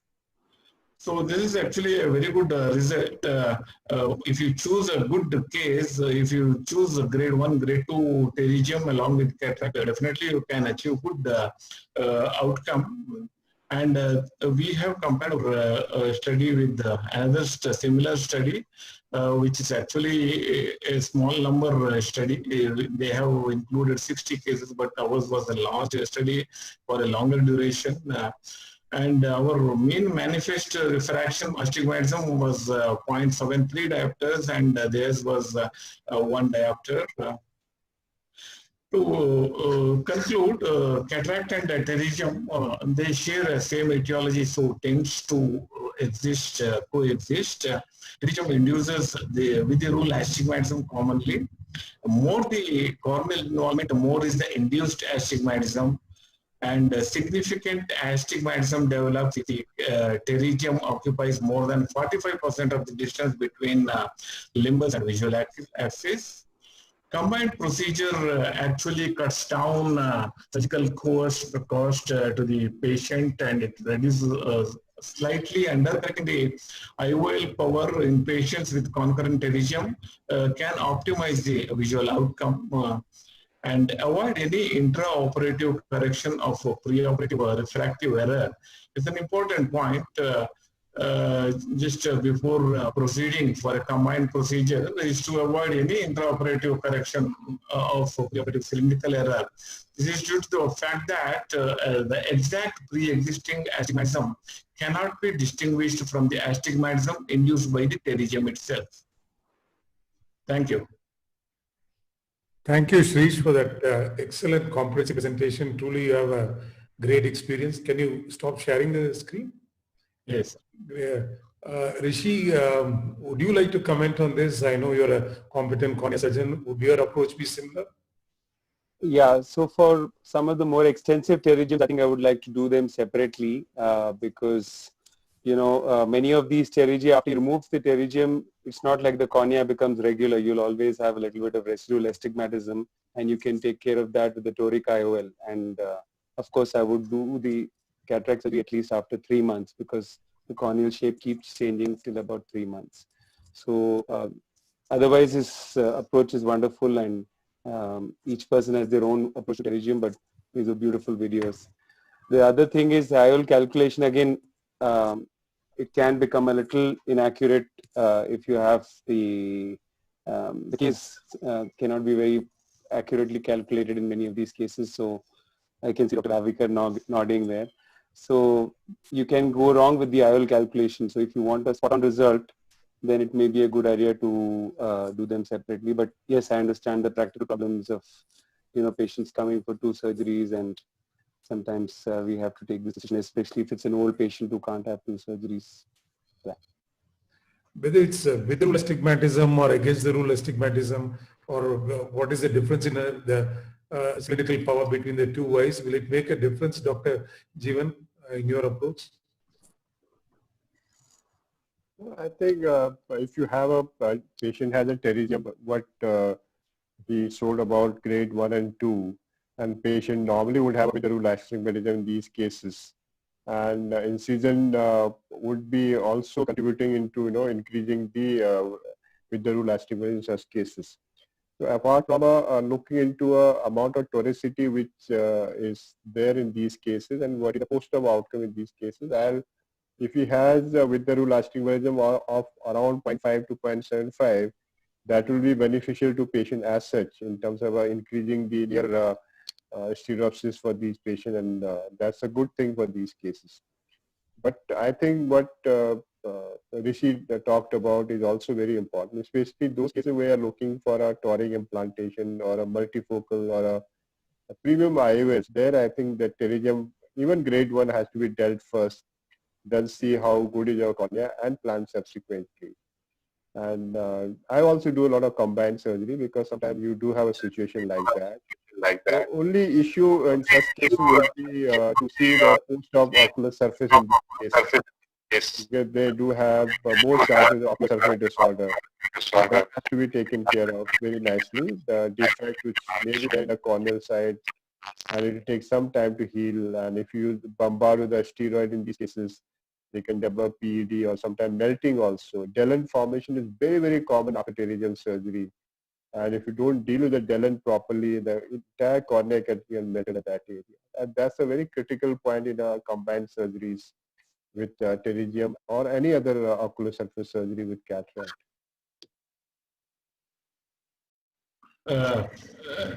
Can I come in? Yes. No, like, it's actually definitely, it's controversial. It's actually all in the mindset. The patients, if they are convinced about the outcome, if they are told about minimal astigmatism or residual error, definitely they can accept. If in indicated cases like grade 1 and grade 2 cases, definitely you can combine it.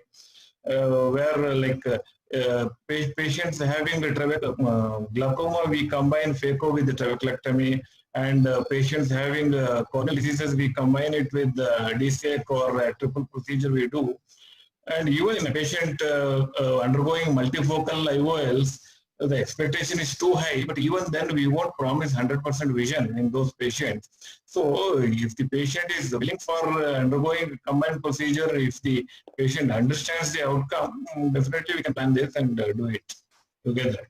Excellent. I think shall we summarize, if economics and convenience is a consideration, major consideration, then maybe combined surgery would be the way to go. But refractive accuracy and premium intraocular lenses is what we are talking about. Maybe splitting it in two phases would be a good way to go.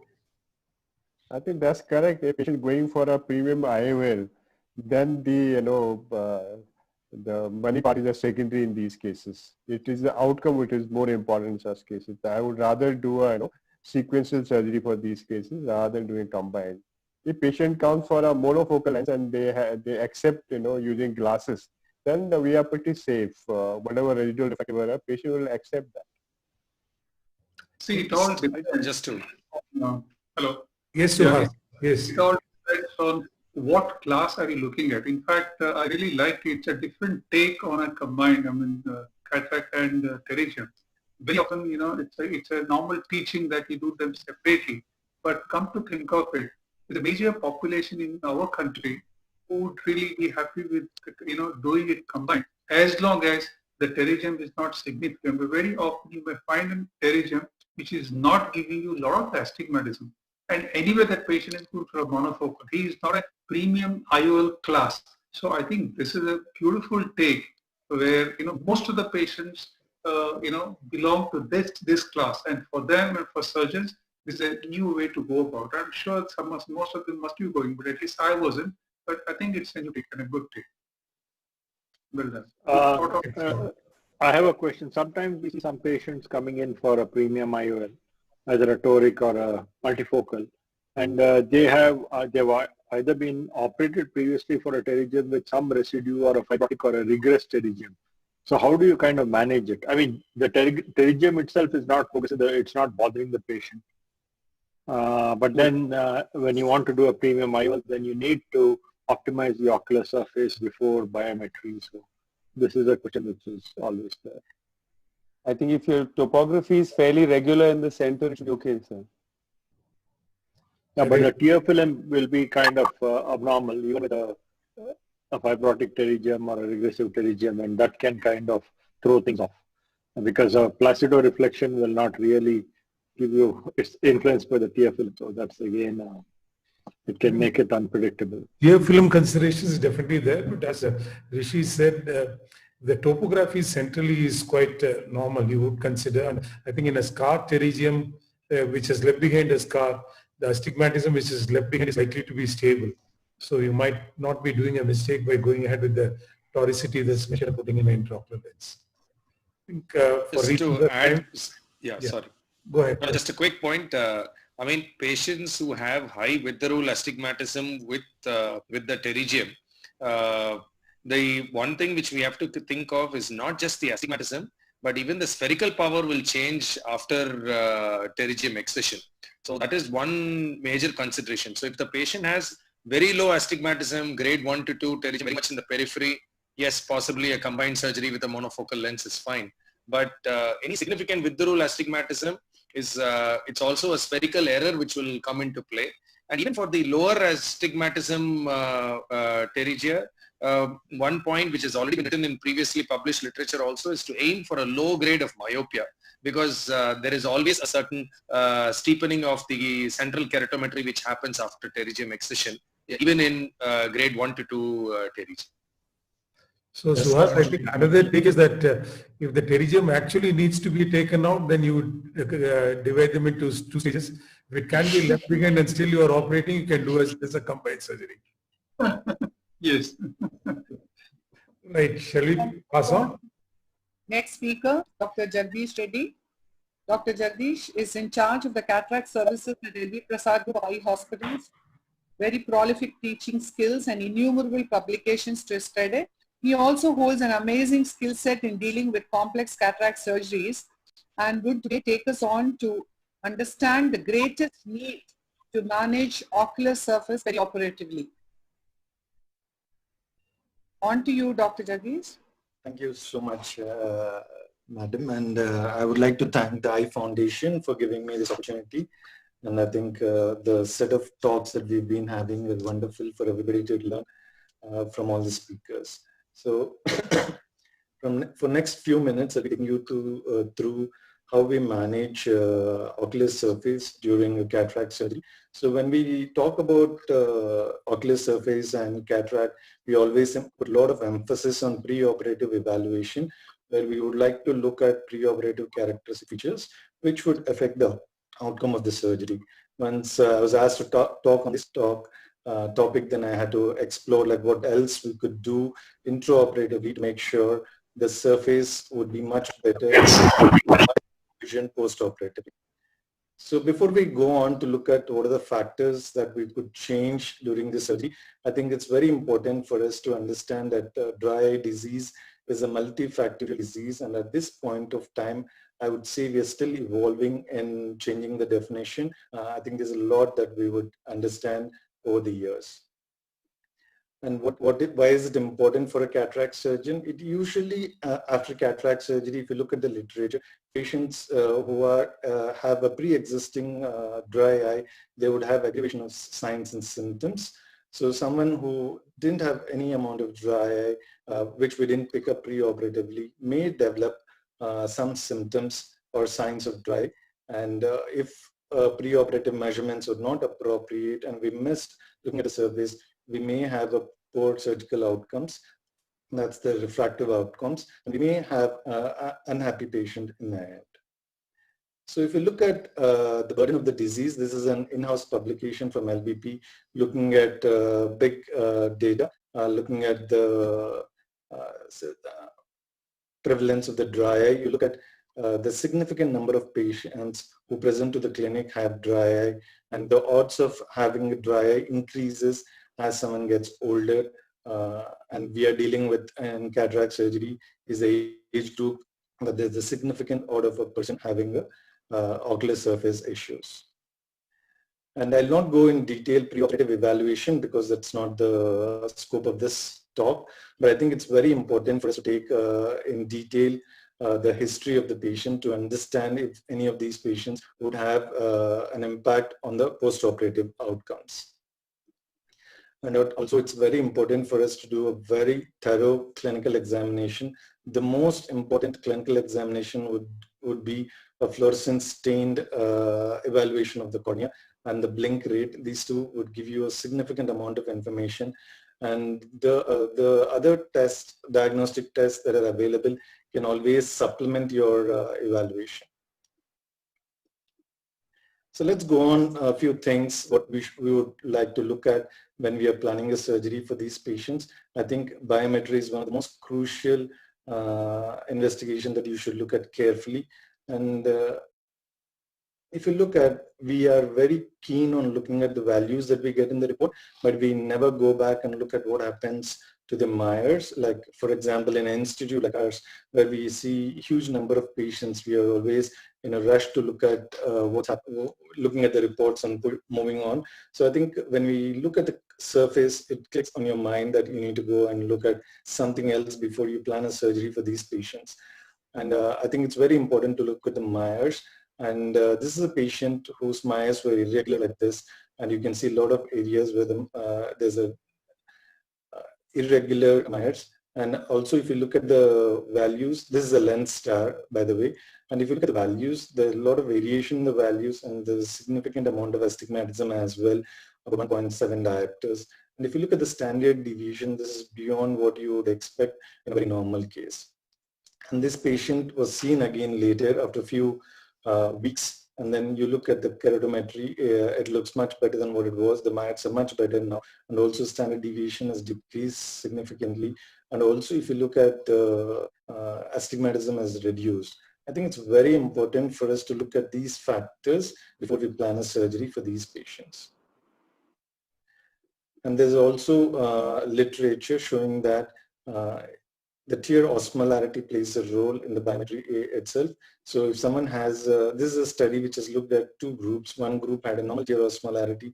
The other group has abnormal tear osmolarity. When they were evaluated 2 different visits, they did find that significant difference in the patients who had high tear osmolarity. There was a difference in the IOL power calculation of as high as 5.5 diopters. And there was statistical significant difference in the IOL power between the 2 groups. I think it's very important for us to look at the surface before we plan a surgery for these patients. So we'll move on to the next tip. So I would say like you should avoid non-steroidal anti-inflammatory drugs wherever possible. If you know a patient has been diagnosed with a dry earlier and is on medications, I think avoiding NSAIDs would help in these patients. And also be very vigilant about the preservatives and all the medications that you use pre-operatively. I think instead of antibiotic drops, codeine, iodine pre-operatively makes things much simpler. And I think it has a crucial benefit than any of the antibiotic drops. And if you look at the literature on the left of your screen, you can see a lot of preservatives that could be present in the drops that we use day in and day out. And if you look at the right, looking at the effect of these preservatives on the corneal cells, you would see like they're significantly toxic at different concentrations. I think we need to understand this. And if anybody has even slightest doubt of having a dry eye or surface-related issue, I think we need to avoid all these drops both pre-operatively before the surgery, during the surgery, and post-operatively as well. So for completion's sake, at this point, like avoid using aspirating speculums. I have not used this, but literature does show that this would aggravate dryness because it was going to damage the conjunctival goblet cells, and then this is going to decrease the mucin post-operatively, and it also increases the chances of conjunctival chelosis, thus leading the patient to have some symptoms post-operatively. I think it would be better to avoid in situations where the surface is not good. So minimizing the use of topical anesthetic or mediatic eye drops. I think we have a habit of like we depend on several other people pre-operatively, where these drops are instilled multiple number of times pre-operatively. I think it's very important to identify patients where these drops should not be used so frequently. And I think using intracameral injections would be beneficial in these patients.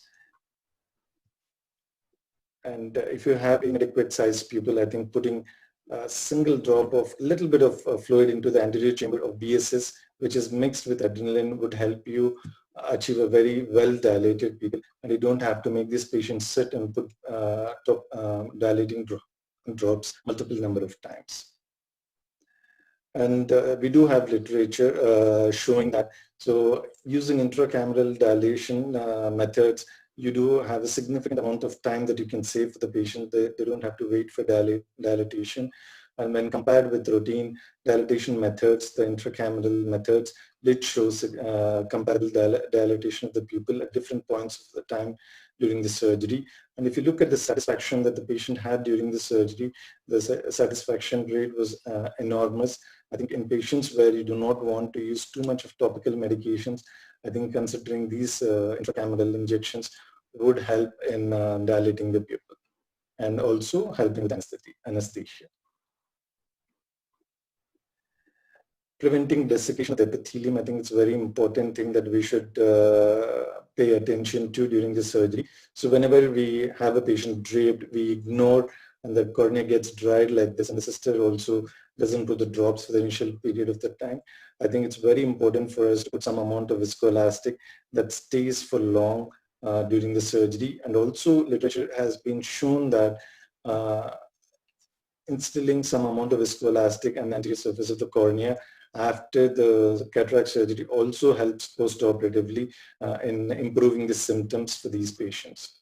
So there are a couple of, and one more thing I would like to highlight is, if you have situations where the wound has been very irregular, these are the patients who would have irregular Bowman's membrane, and these are the patients who would have recurrent erosions and issues with the surface post-operatively.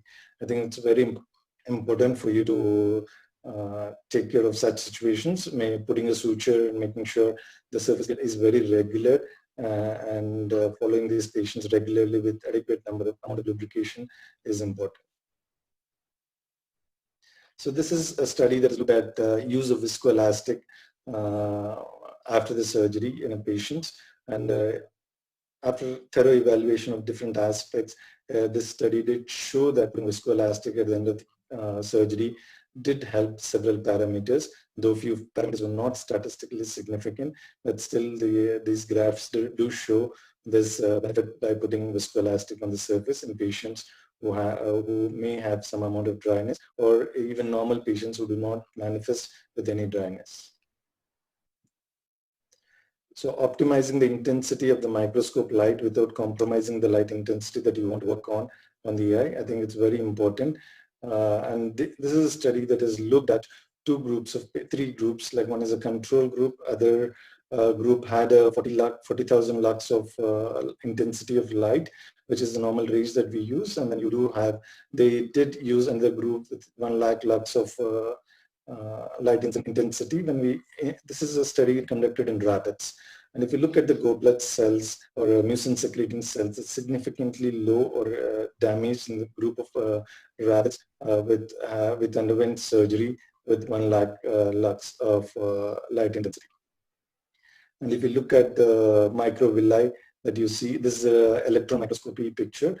Looking at the density of the microvilli is significantly decreased in group B, which is a group where the excessive light intensity has been used. So this definitely shows if you have higher light intensity could cause epithelial damage or irregularities that you may not explain post-operatively.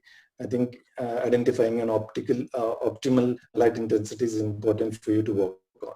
So we do have different light intensities that everybody works on. I think it's very important for you to understand what is the threshold that a patient under topical anesthesia can tolerate, and working around it is very important. Corneal incisions are preferred over scleral incisions in patients who do have dry eye related to inflammation. I think manipulating the conjunctiva would lead to more inflammation post-operatively, and hence clear corneal incisions would be the way to go in patients who have dry eye. Toric IOLs would be preferred over limbal relaxing incisions because you're going to go pretty deep with limbal relaxing incisions. They're going to cause recurrent erosions or other neurotropic component can set in post-operatively, and we do have reports showing that after LRIs, neurotropic keratitis in patients. I think whenever you can, if you have a good biometry, going ahead and implanting a toric IOL would be a better choice than the limbal relaxing incisions. Presbyopia correcting IOLs, I think it's you can take a call based on how stable the surface is. It is better to avoid such IOLs in patients who have unstable ocular surface, and this can be judged by the surgeon based on how the surface has been in the patient over a period of time with the follow-ups, and then you can take a call on this. So femtosecond laser assisted cataract surgery, the literature that is available so far shows early post-operative results suggesting that patients with femtosecond laser assisted cataract surgery do have more surface related issues, but over a period of 6 weeks to 3 months they stabilize, and they're comparable with routine phacoemulsification. So this is explained because of the application that is done, and also the manipulation of the incisions that we do with blunt instruments that also can lead to irregular epitheliopathy that itself could lead to poor surface post-operatively, and thus leading to patients being symptomatic after the surgery. So minimize the total surgical time. I think in all the points that we discussed so far, I think decreasing the surgical time would definitely help in minimizing the surface damage in these patients. So this is just a summary slide with all the points that I put here. I think it's been shared with everybody. And I think we can discuss if there's anything, if any of the panel members would like to add what they do differently during surgery in patients who have dry eye, or in patients who do not have dry eye, but still we want to make sure they're happy post-operative. Thank you so much, Jagdish. I mean, I really like the way, you can stop sharing. I really like the way you analytically put forward all the facts that all of us are aware of, but the scientific reasons for what we believe in. Any comments, Professor Chi? I think he's brought most of the points that I can think of, but I would like to just highlight that, you know, as I mentioned, first I get the biometry even before the patient comes to see me for the first consult.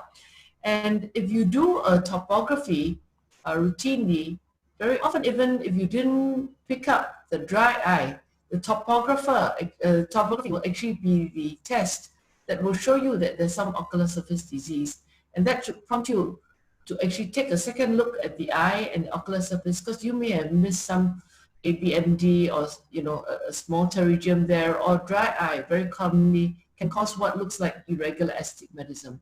So it's important to always include topography when you measure the keratometry, so that can even allude to some ocular surface disease that you may have clinically missed.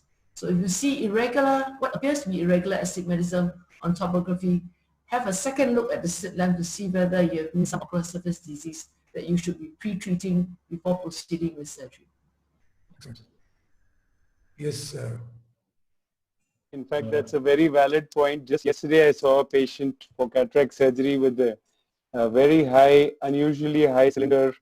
And when I did the topography, it was a patient of EBMD.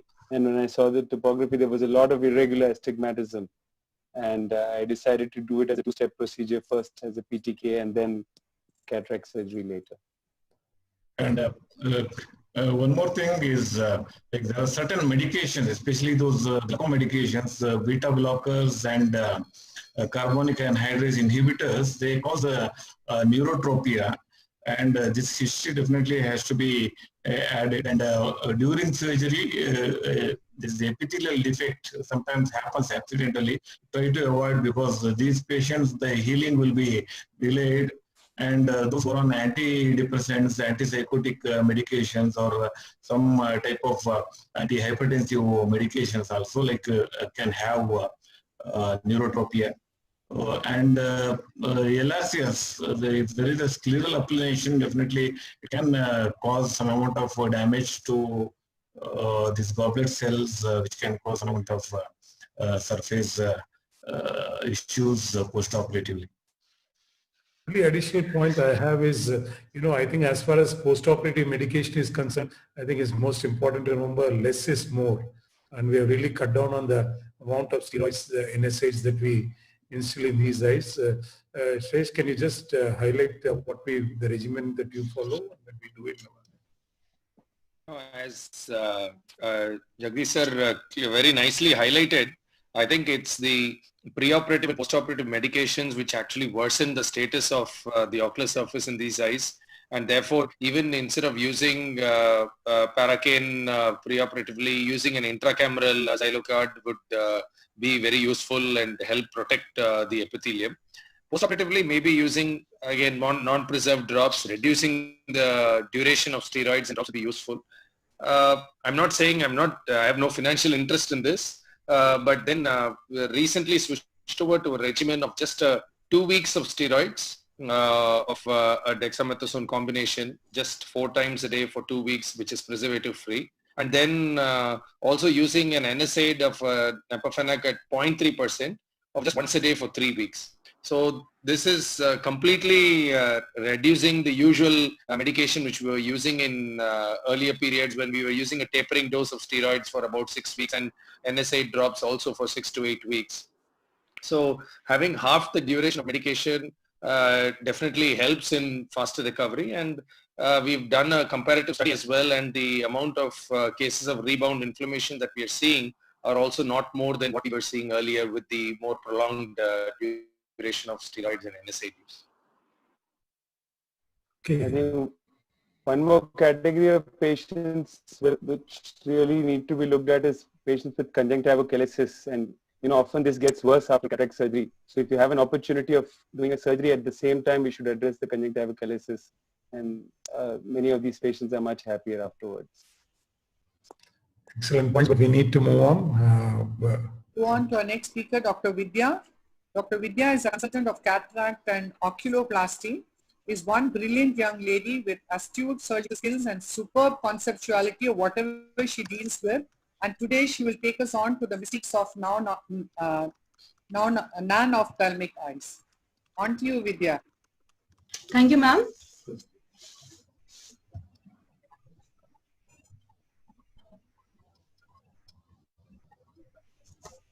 I'll be presenting on nanophthalmos. By definition, it says it's a short axial length less than 20.5 or 2 standard deviation below mean, with a small corneal diameter and a shallow and crowded anterior chamber. There is thickened sclera and there is increased tendency for uveal effusions. This has to be differentiated from relative anterior microphthalmos and axial hypermetropia, wherein there is no thickened sclera. Preoperatively, axial length measurement and biometry, accurate biometry is crucial, because a small error in axial length measurement can result in a wider variation of IOL power. Selection of suitable IOL calculation formula is very important. Literature review says Hofecu or Holiday 2 or Haigis is wonderful for these eyes. High IOL power usually requires customization or the option of piggyback lens. We need to treat glaucoma with topical medications or laser or trabeculectomy depending upon the stage of the disease. One complication of this eye per se is a uveal effusion, which has to be treated either with or along before cataract surgery with a prophylactic sclerotomy. The technique shown here is a single quadrant sclerotomy, wherein we make an incision, a partial thickness scleral flap from 10 to 12 millimeters away from the limbus. A 4 into 4 millimeter of flap is being lifted up, followed by a deep scleral block excision of 2 into 2 millimeter. When the choroid is exposed, as shown here, the edges are cauterized so that doesn't close spontaneously, followed by a closure of the flaps.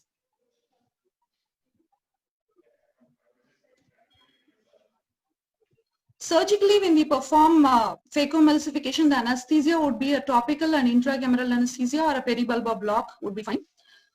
Preoperatively, we need to give intravenous mannitol to reduce vitreous positive pressure. A proper wound construction is important. Slight anterior entry is preferred because to prevent the iris prolapse through the incision. Usually, these patients do have a non-dilating pupil, so we might have to use an iris hook or pupillary expanders. A soft shell technique would be good to preserve the space and to preserve the endothelium. We need to adjust the bottle height to achieve a stable chamber. Limited pars plana vitrectomy may be required to reduce a severe positive pressure, as in this case. Like we have a patient here, axial length of about 16 millimeters with a severe positive pressure. So we decided to proceed with a dry pars plana vitrectomy before we started our phacoemulsification. Placement of iris hooks to dilate the pupil, followed by rhexis and a gentle phacoemulsification, followed by bimanual aspiration. We have to use a light probe to visualize the intraocular status because of the poor corneal visibility. This is a customized IOL of about 46 diopters. So we had to extend the section to place it, and followed by the closure of scleral wound.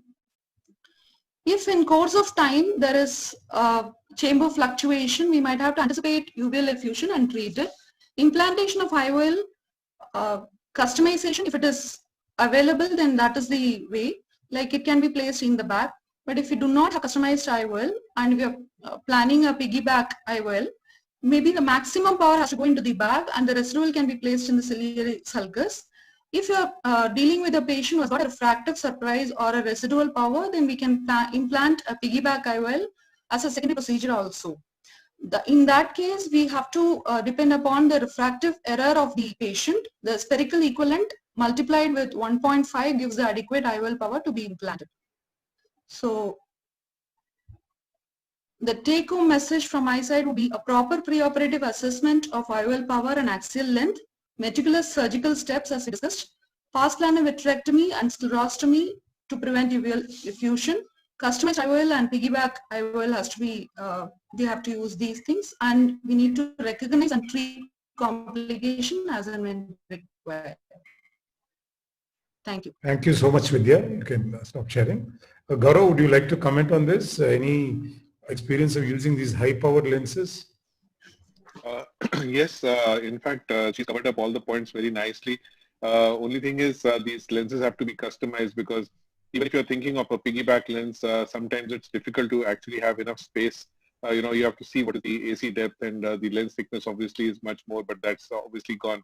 So the customized lenses, have this disadvantage that they will not go in from any injector because they're usually so thick that it'll be very difficult to get them in through any kind of an injector.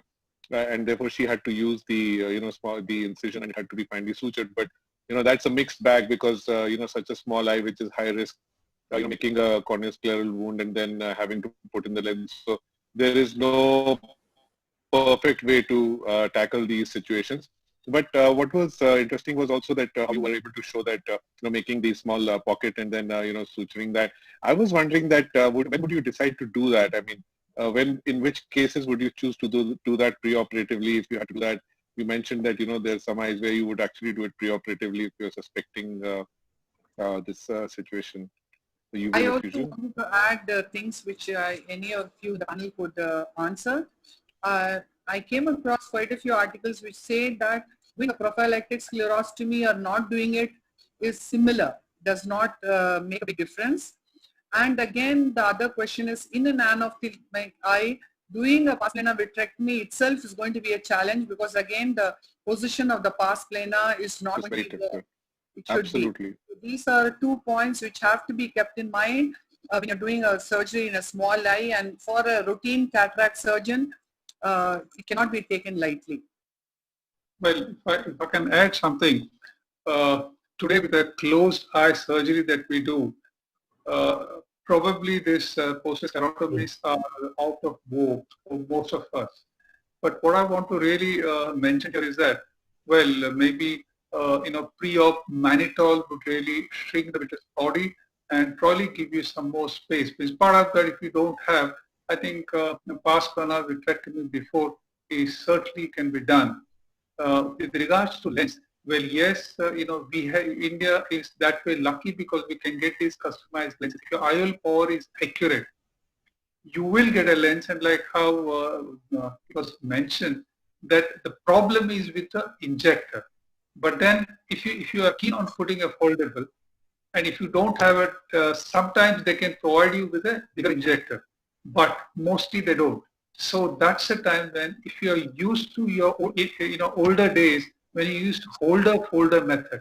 Now these lenses can be implanted with a holder through a 3.5 or 3.75 incision. But I know of some of our surgeons who have got excellent results with up to 56, 57 diopters lens custom made for them by IOCare. And what they did was, what he said, I got a lens made, I made an incision very comfortably, and without business of folding it, I straightway put it in. And the beauty of refractive accuracy that they get is superb. But since we are used to putting the piggyback concept, my practice is I would use the maximum power that's available on the shelf. That will be around 40 diopters. And then I will not do piggyback at the one sitting. I will wait for the refraction to stabilize and then put one of those patch lenses or a sulcoplex lens of a required diopter, and that will require another surgery. But the second surgery is a very quick and short surgery, but the level of satisfaction the patient gets is super. Thank you. I can't agree more with you, Suhas. I mean, I think we are fortunate in the sense custom-made lenses of even plus 60 diopters can be made. One thing is the amount of spherical aberration that these lenses have is very extreme. And calculation of the IOL power in these cases, whatever formula you use is never accurate. So debulking the majority of the power with a plus 40 diopter good lens which is available, then subsequently using the simple formula into 1.5 for the residual hyperopia truly works. And even in these small eyes where there's a 4 millimeter anterior posterior diameter of the normal lens, you have enough space to put in 2 intraocular lenses. I think that gives you extreme accuracy. And as was pointed out, as far as this posterior sclerostomy is concerned, the concept was if the thickness of this sclerocorneal complex is more than 1.7 millimeters, you go ahead and use this posterior colostomy. I think that's a hangover from our ECC days when we used to have a large incision. Now with a controlled incision, maybe the requirement for it is much less. I think paucity of time, we shall go on to our next speaker, Dr. Deepak Meghur.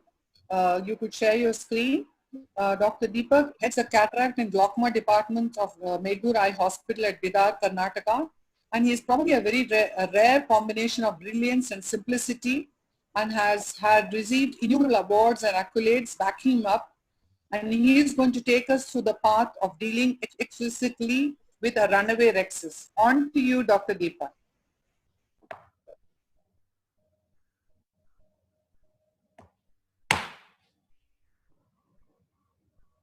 I think you should unmute. Am I audible now? Yeah, very well. Thank you, Rabuti sir. Thank you, ma'am. Thank you, Team Eye Foundation, for the invite. I'll be talking on the rhexis has run away now. What do we do now? To phaco or not to phaco? I think that is my topic. So this is a challenge which we come day in and day across. We, instead of taking the best of the efforts and best of the techniques, we still have the situation where we find ourselves helpless. And what do we do now, whether to switch to manual SIS or phaco? In phacoemulsification, how do we deal with the nucleus? Should we go with the antechamber phaco or in the back division of the nucleus? In this case, few points have made me to decide to go in favor of phaco. So visibility is very good, the pupil is well dilated, and I can see the edge of the flap. And before deciding to do phaco, I think there are certain technical modifications which are mentioned here. Minimal nucleus rotation, key is to maintain the antechamber.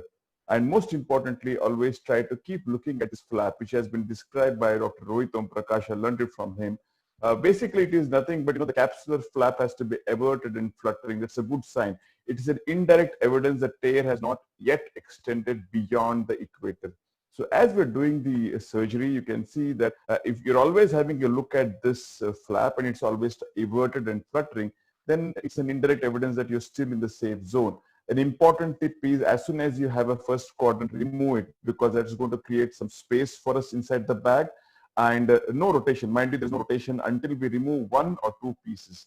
The critical point here is, once we have enough space, there's less likelihood of inducing tension onto the flap and the bag. And that is going to be critical in ensuring that the tear does not extend beyond the equator. Always prefer to use dispersive OVD because it helps in maintaining the equilibrium very well. And in a controlled parameter, most often than not, we get away quite well in spite of having a through and through equatorial extension of the rhexis. Important always to ensure the haptics are perpendicular to your anterocapsular tear.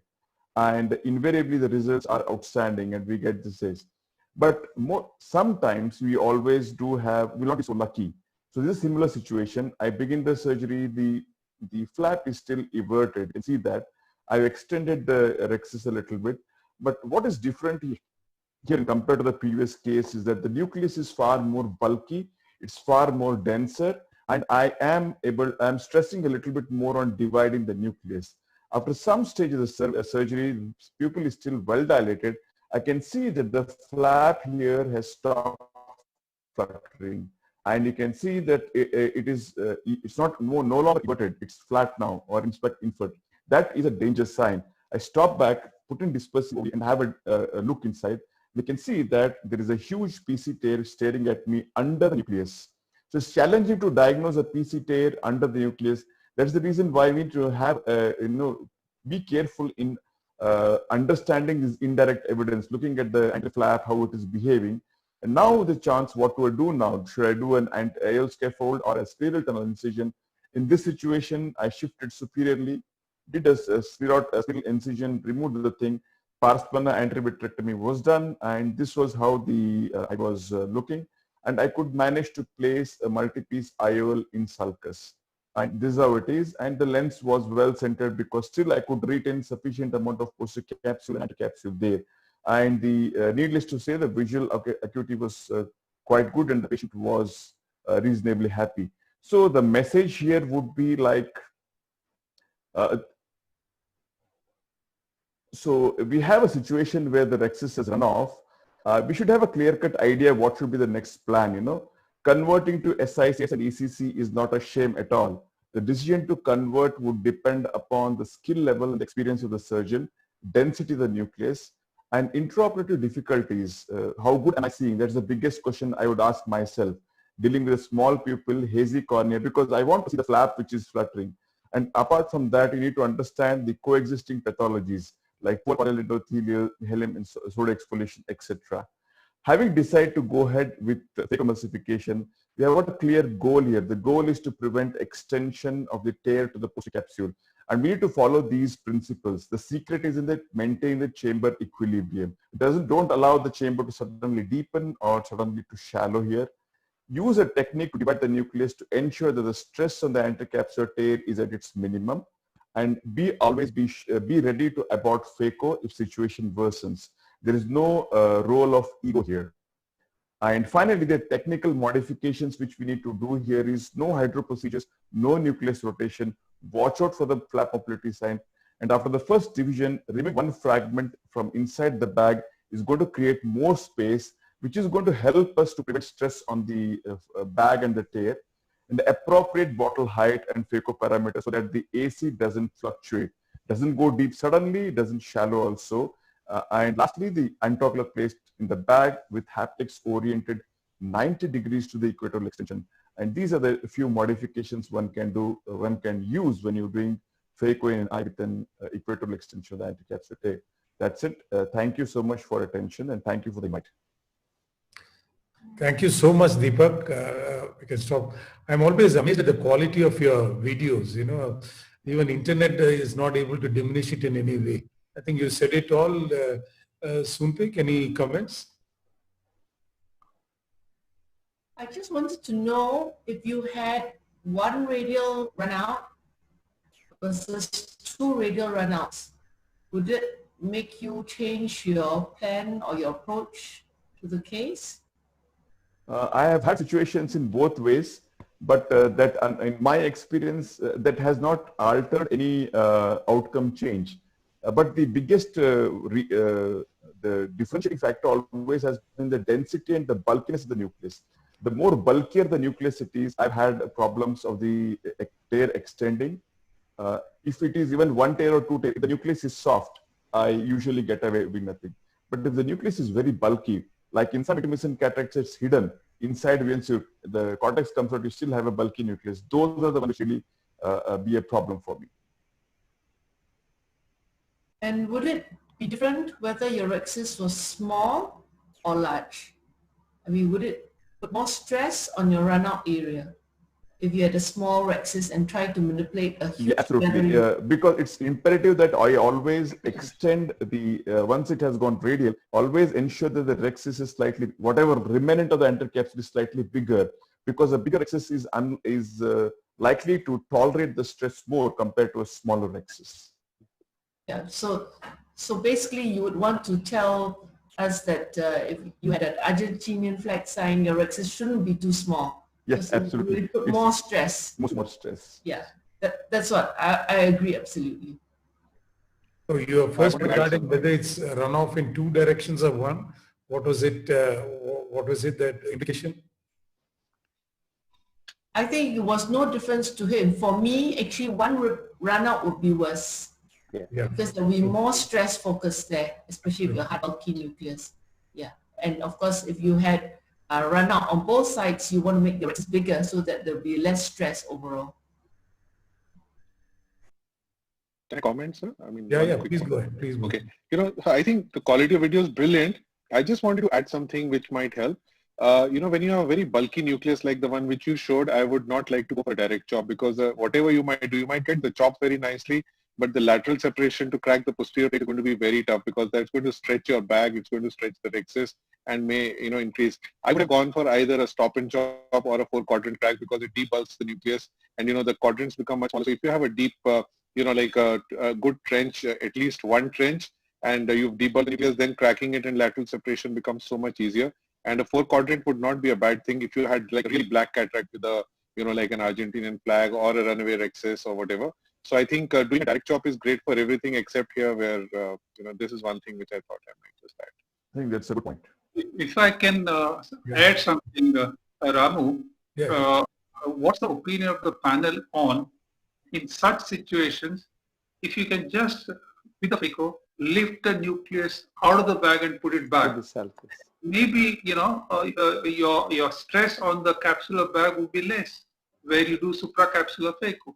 These are very typical cases in my hands for a supracapsular Phaco, where I just lift it and leave it, so it's back on the capsular, anterior capsule, and then you can continue. I completely agree with you. You know, the cases, all that he showed was pretty hard cataracts, but if it is a soft cataract that is there, especially when you do a adequate hydro dissection, automatically the nucleus pops out.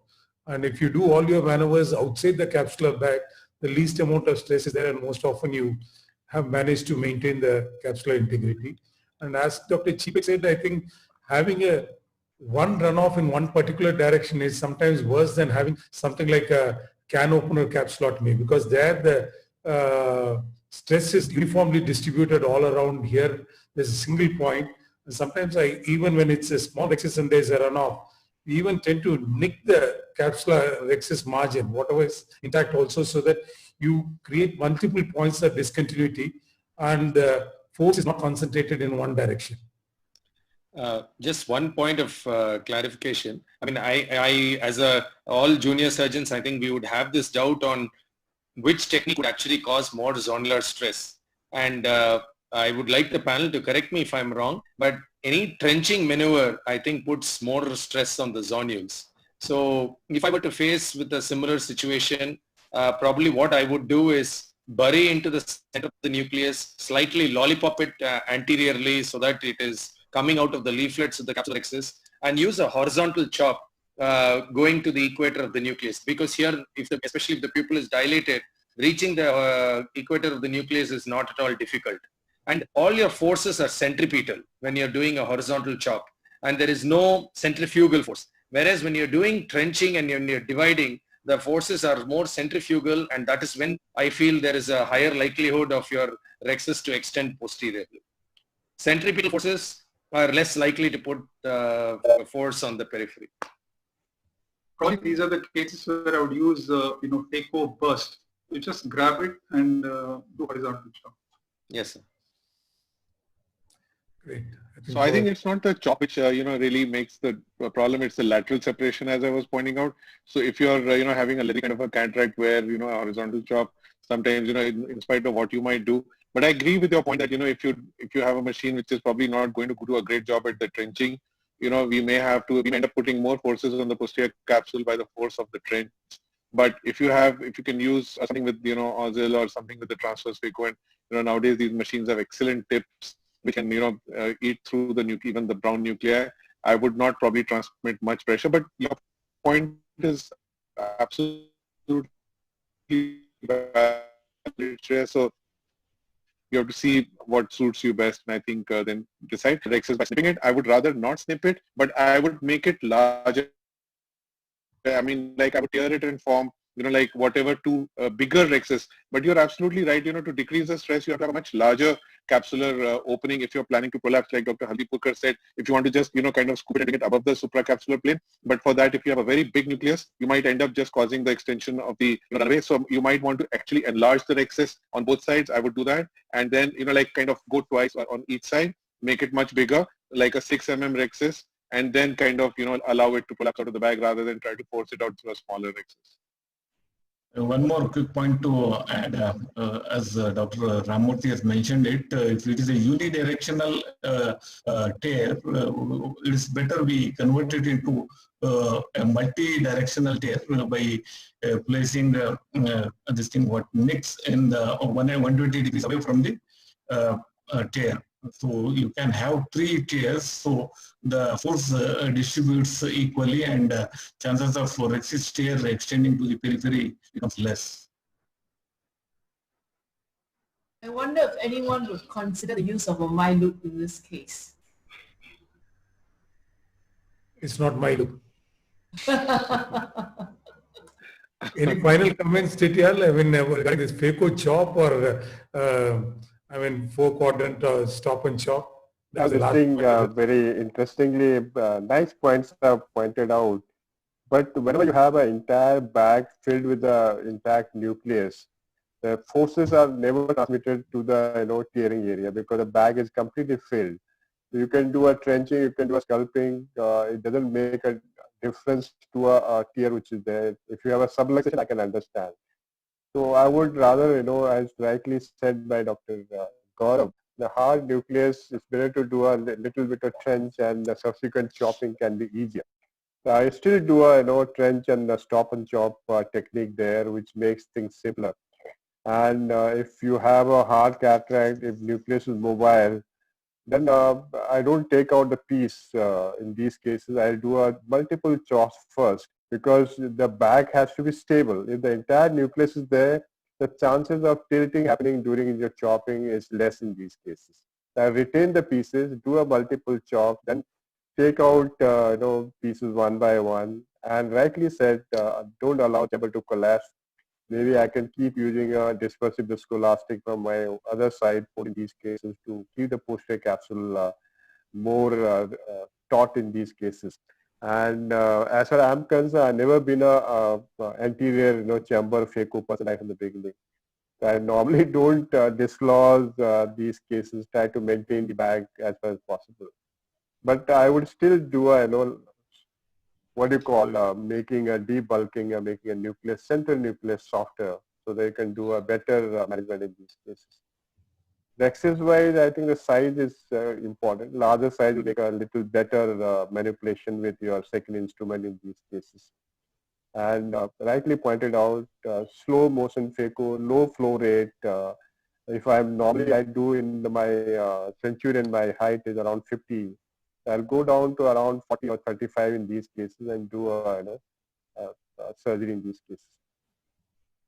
Great. I think there's still 800 people logged on. Some at Wow. some point of time, a couple of thousand. So good. I mean, go ahead, Chitra. You don't feel bad. Yeah. No, I'm okay. It's all there.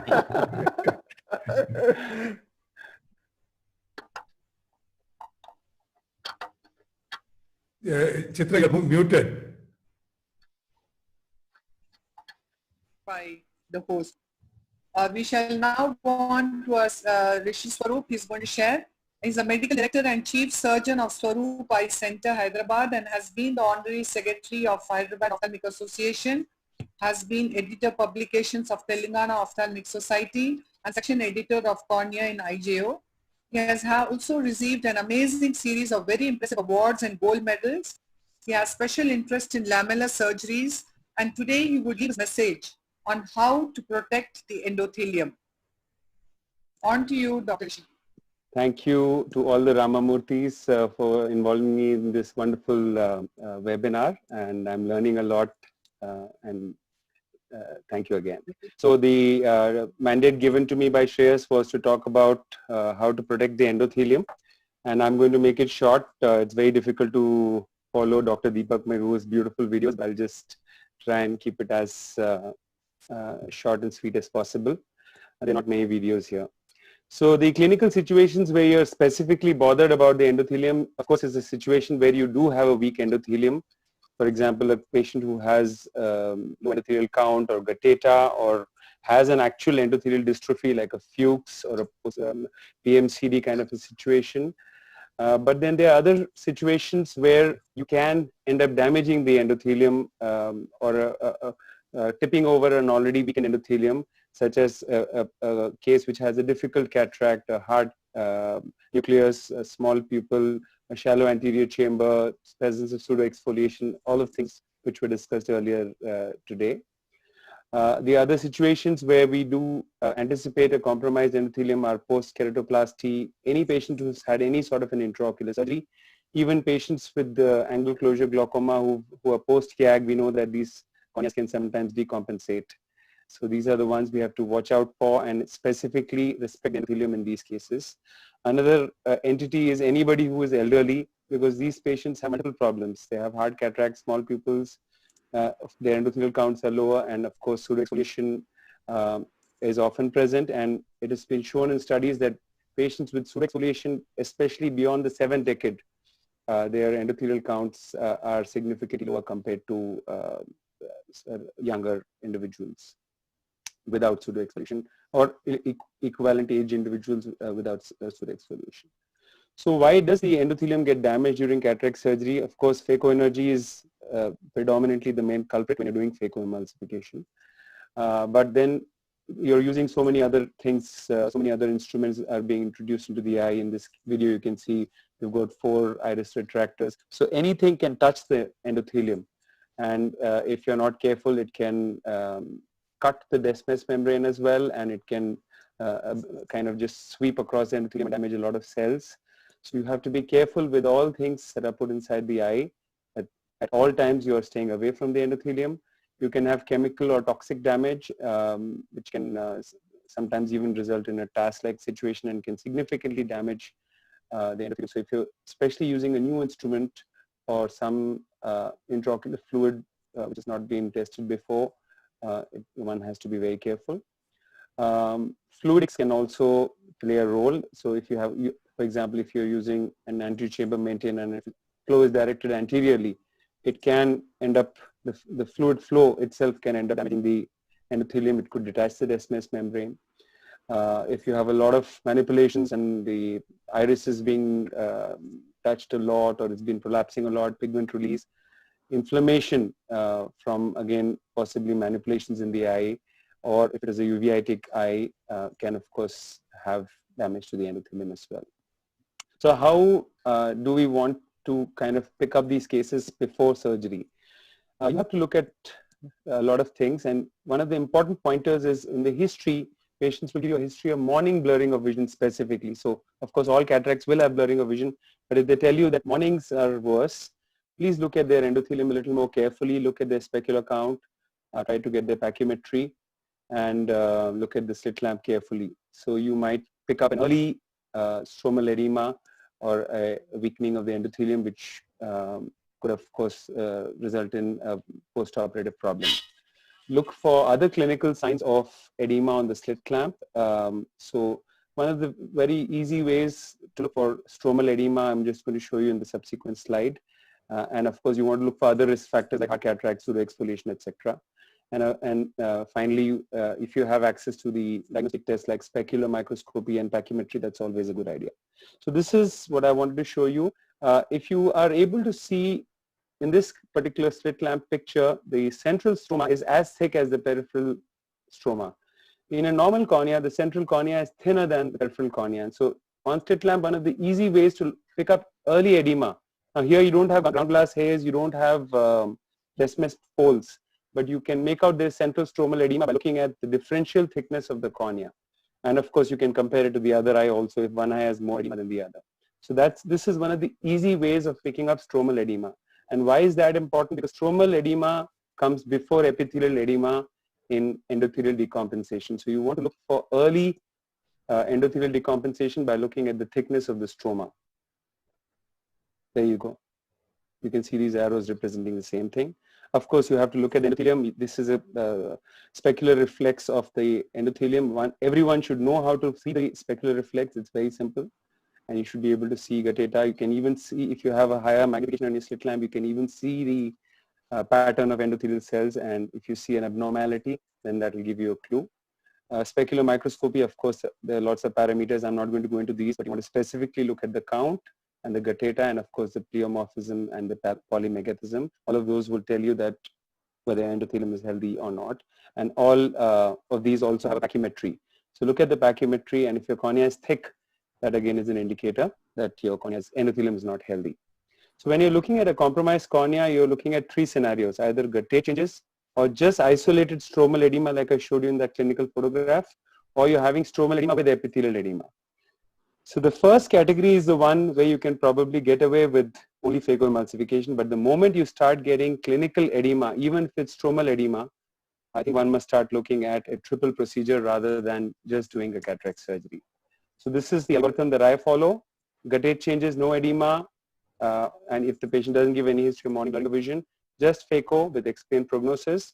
The moment we have a clinical edema, or if the pachymetry is, if you have mild edema but no clinical edema and pachy is less than 50, again phaco, but explain that you might need an endothelial keratoplasty. And if you have clinical edema, then of course you want to go for a triple procedure. Intraoperatively, lots of things have to be done. You have to use the right viscoelastic in the right frequency, and maybe a combination of viscoelastic. You have to use the right intraocular fluids and minimize intraocular fluids. Don't put anything that's really not necessary. So if you can avoid putting a trypan blue, avoid putting intracameral adrenaline, please avoid all of these things. Use only what is necessary, because anything can possibly further damage the endothelium.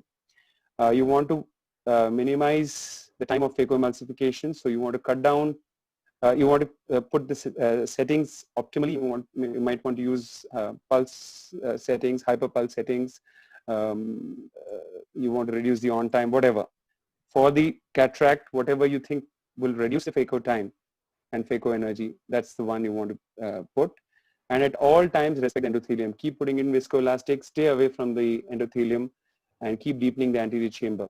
Intraocular fluids, special intraocular fluids are available for weak corneas like BSS Plus. They have appropriate additives which make it more close to the aqueous humor. There have been contradictory studies as to whether it really helps or not, but it's definitely not worse than having a regular BSS or ringalactate. So if you have access to this and the patient can afford it, please go ahead and use it. But of course, cost is a consideration. Like I said, OVD is probably the main thing that you want to look at, and you either want to use a viscoadaptive OVD like Viscoat or any other chondroitin sulfate, or you want to use a combination of a soft shell and a combination of cohesive and dispersive viscoelastic, which is called a soft shell technique. It will be a combination of both deepening of anterior chamber as well as coating of all the intraocular structures, specifically the endothelium. Not just using the endothelium, the OVD, but also keep putting it back again and again. So every few steps, especially if your phacoemulsification is lasting longer, keep going back and putting some more viscoelastic, because you want to keep the endothelium coated at all times so that it remains protected. Phacoemulsification, we all know we want to minimize the phaco time, so you want to stay as away from the endothelium also while doing the phacoemulsification. So do an in the back phacoemulsification, low and slow, no dramatic drastic movements, efficient phaco settings, so appropriate to the nucleus and the cataract. And you want the right fluidics. You don't want too much of fluctuation of the anterior chamber, because that also can cause damage to the endothelium. And if possible, use a new tip because that will be more efficient in the cutting. One of the compromised endothelial situations that I often come across is a post-graft situation. So one of the additional things that you want to do in such an eye is try to make your incision outside the graft. That will damage less endothelium. And of course, the rest of the maneuvers would be similar to what I told you earlier. Like Dr. Deepak mentioned in the previous talk, there is no shame. Shift to other techniques if you think they're going to be more endothelium friendly. I often use a manual small incision cataract surgery, especially in a post-graft scenario. In my hands, this gives a glistening cornea in the first post-operative day. So please go ahead and do whatever technique you think is the most friendly to your cornea. I anticipate post-operative edema in these cases. Often you will have striate keratopathy, but that settles. If it's not settling by a month, then you probably are looking at either an endothelial decompensation. And again, look for a descemes detachment also in these cases if you have edema. These cases are more prone for developing descemes detachment, patients who have catheta. So you might need to do some sort of an intervention for those as well. So take home points, respect endothelium and it will reward you with a post-operative glistening cornea. Proper preoperative evaluation has to be done to pick up the cases that are at risk and then use appropriate measures for these cases. And phaco energy should be directed away from the endothelium, and all instrumentation again away from the cornea. The cornea is a touch me not. Thank you. Well, Rishi, you have tried to cover most of the points, and I like the presentation. I only want to add one point for the general public. Now, whenever you have a cornea with such weak endothelium, and you have to do a phaco, the viscoadaptive like Halon 5 is something that will go for me first, and the only time it will go. because it stays till phaco. And after that, it will not be methyl cellulose. It will always be sodium hyaluronate because you really do not want to take any efforts to take it out. And in such cases, I would not even really bother to get it out. Even if little bit of it stays, I can always take care of it in the post-op immediate by anti-glaucoma drugs. But half the time the process of getting your chondroitin or viscoadaptive out itself can damage that. Otherwise, most of it you cover. Good. A very comprehensive presentation, Rishi. I mean, you really made it worth the wait. The one point I want to just add is that, so the wound hydration that we do at the end of the surgery, sometimes we do large balls of hydration and the intraocular pressure, though we might be doing the entire process of surgery at 30 millimeters of mercury, we leave at 40, 45. I think that causes a significant amount of damage and even corneal edema. So I think very gentle hydration so that we just get adequate closure. Always put a finger onto the globe at the end of the surgery to make sure that it's not too tense. I mean, I have nothing more to offer because you almost said it all. In fact, Ramamurthy sir, you raised a very important point. Not only is it important not to overhydrate for the sake of the IOP, but also when you use those hydrocannulas to, you can induce a DMD right at the end of surgery. You've gone through a great surgery and you have a DMD. And in fact, these pseudo-exfoliation eyes which have poor endothelium, they are highly at risk of getting a DMD during surgery because, you end up having hard cataracts. And so your fluid flows should also be kept very less. I mean, I don't like to have a high flow situation when I'm doing these cataracts because every time you go in with the instrument and come out, you're inducing a little bit of that Descemet's damage, and it can give you a at the incision you can start having a DMD very easily. So I think from both points of view, I think what you said makes a lot of sense. Yes. But very good presentation, Rishi. I mean, a lot of good clinical pearls for all ophthalmologists without going into technology too much. Thank you. And is this number so sacrosanct as far as the endothelial cell count is concerned? I have seen corneas with 800, 900, which I mean, so right now, I'm not a cornea. I think the corneal number doesn't matter as much as the pachymetry, in my opinion. The pachymetry is more of a reflection of the functional health of the endothelium. I think, Rishi, it will be more of a morphology of cells which are important in these cases. But if I have a patient with Fuchs endothelial dystrophy, these cases will definitely have a more impact on the endothelium. And you rightly pointed out very nicely the steps and screening of these patients. I think one important thing I normally stress with my students is to take a very good consent from these patients and counseling that they may require subsequent surgery because endothelium may not recover. And all my patients where I have poor endothelium or a compromised endothelium, we start them immediately post-op with the hyperosmotic agents. Especially if you have a Muro, which is a imported variety of hyperosmotic drops. That works wonderfully well in the initial phase, and the recovery of edema is also faster in these cases.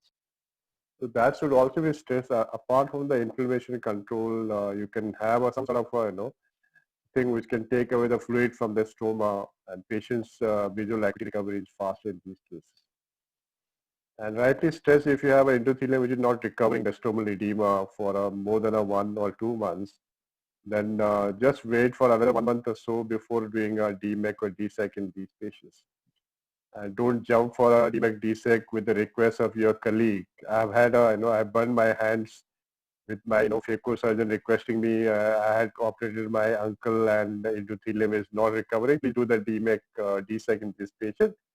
Within a week or 2 weeks of their surgery, and I had patients with the TARS, and I did a surgery, and the entire thing was so backfiring on us. So you should give enough time for eye to cool down and observe these patients, control glaucoma inflammation, then think of doing a secondary procedure in these patients. But doing phaco, what Dr. Ramamurthy is saying, sometimes is very rewarding for these patients.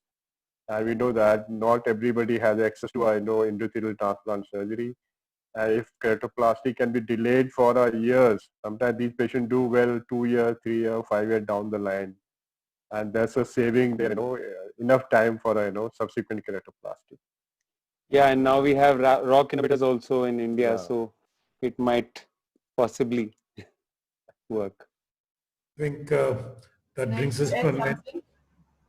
Can I just add something? Yeah, please. Yes. So the other thing I like to do for these eyes with weak endothelium is actually to prevent that desmoid detachment that happens so easily, is to widen the internal lip of that wound, so that when you maneuver your phaco tip, it does not actually detach the desmoids, because usually the desmoid detachment happens very easily when the endothelium is weak. The other point is that if you're doing a femtocataract, which is advantageous for these eyes, because that would reduce the effective phaco time, is that you could actually visco-float up that capsulotomy disc against the endothelium, which is already partially protected with some visco, and that can remain adherent in the center and protect the central cornea as you do your phaco, and then at the end of that, you just remove that disc of anterior capsule that's adherent there by aspiration. I heard Dr. Ron speak about this, but does it in any way inhibit visualization, and does it stay in place with all the fluid percolating? No, it doesn't. In fact, Ron has actually shown a case where he couldn't find the got stuck there. It was stuck there, and then someone said, "Oh, have you done the dissect or something? Because I see this round disc here," and then he realized it was stuck on the undersurface of the endothelium. Yeah. Anyway, I think that brings us to an end of our presentations and discussion. Just for your information, we had 2,060 people landing on Facebook, 250 on Weblink, and 1,151 on the YouTube. So wonderful. Your efforts are well worth it. And my sincere thanks to Professor Soonchi Pek. I mean, it's almost midnight for her, and we truly appreciate your participation. I know that you had a very busy day in the clinics today, and your pearls of wisdom are always invaluable.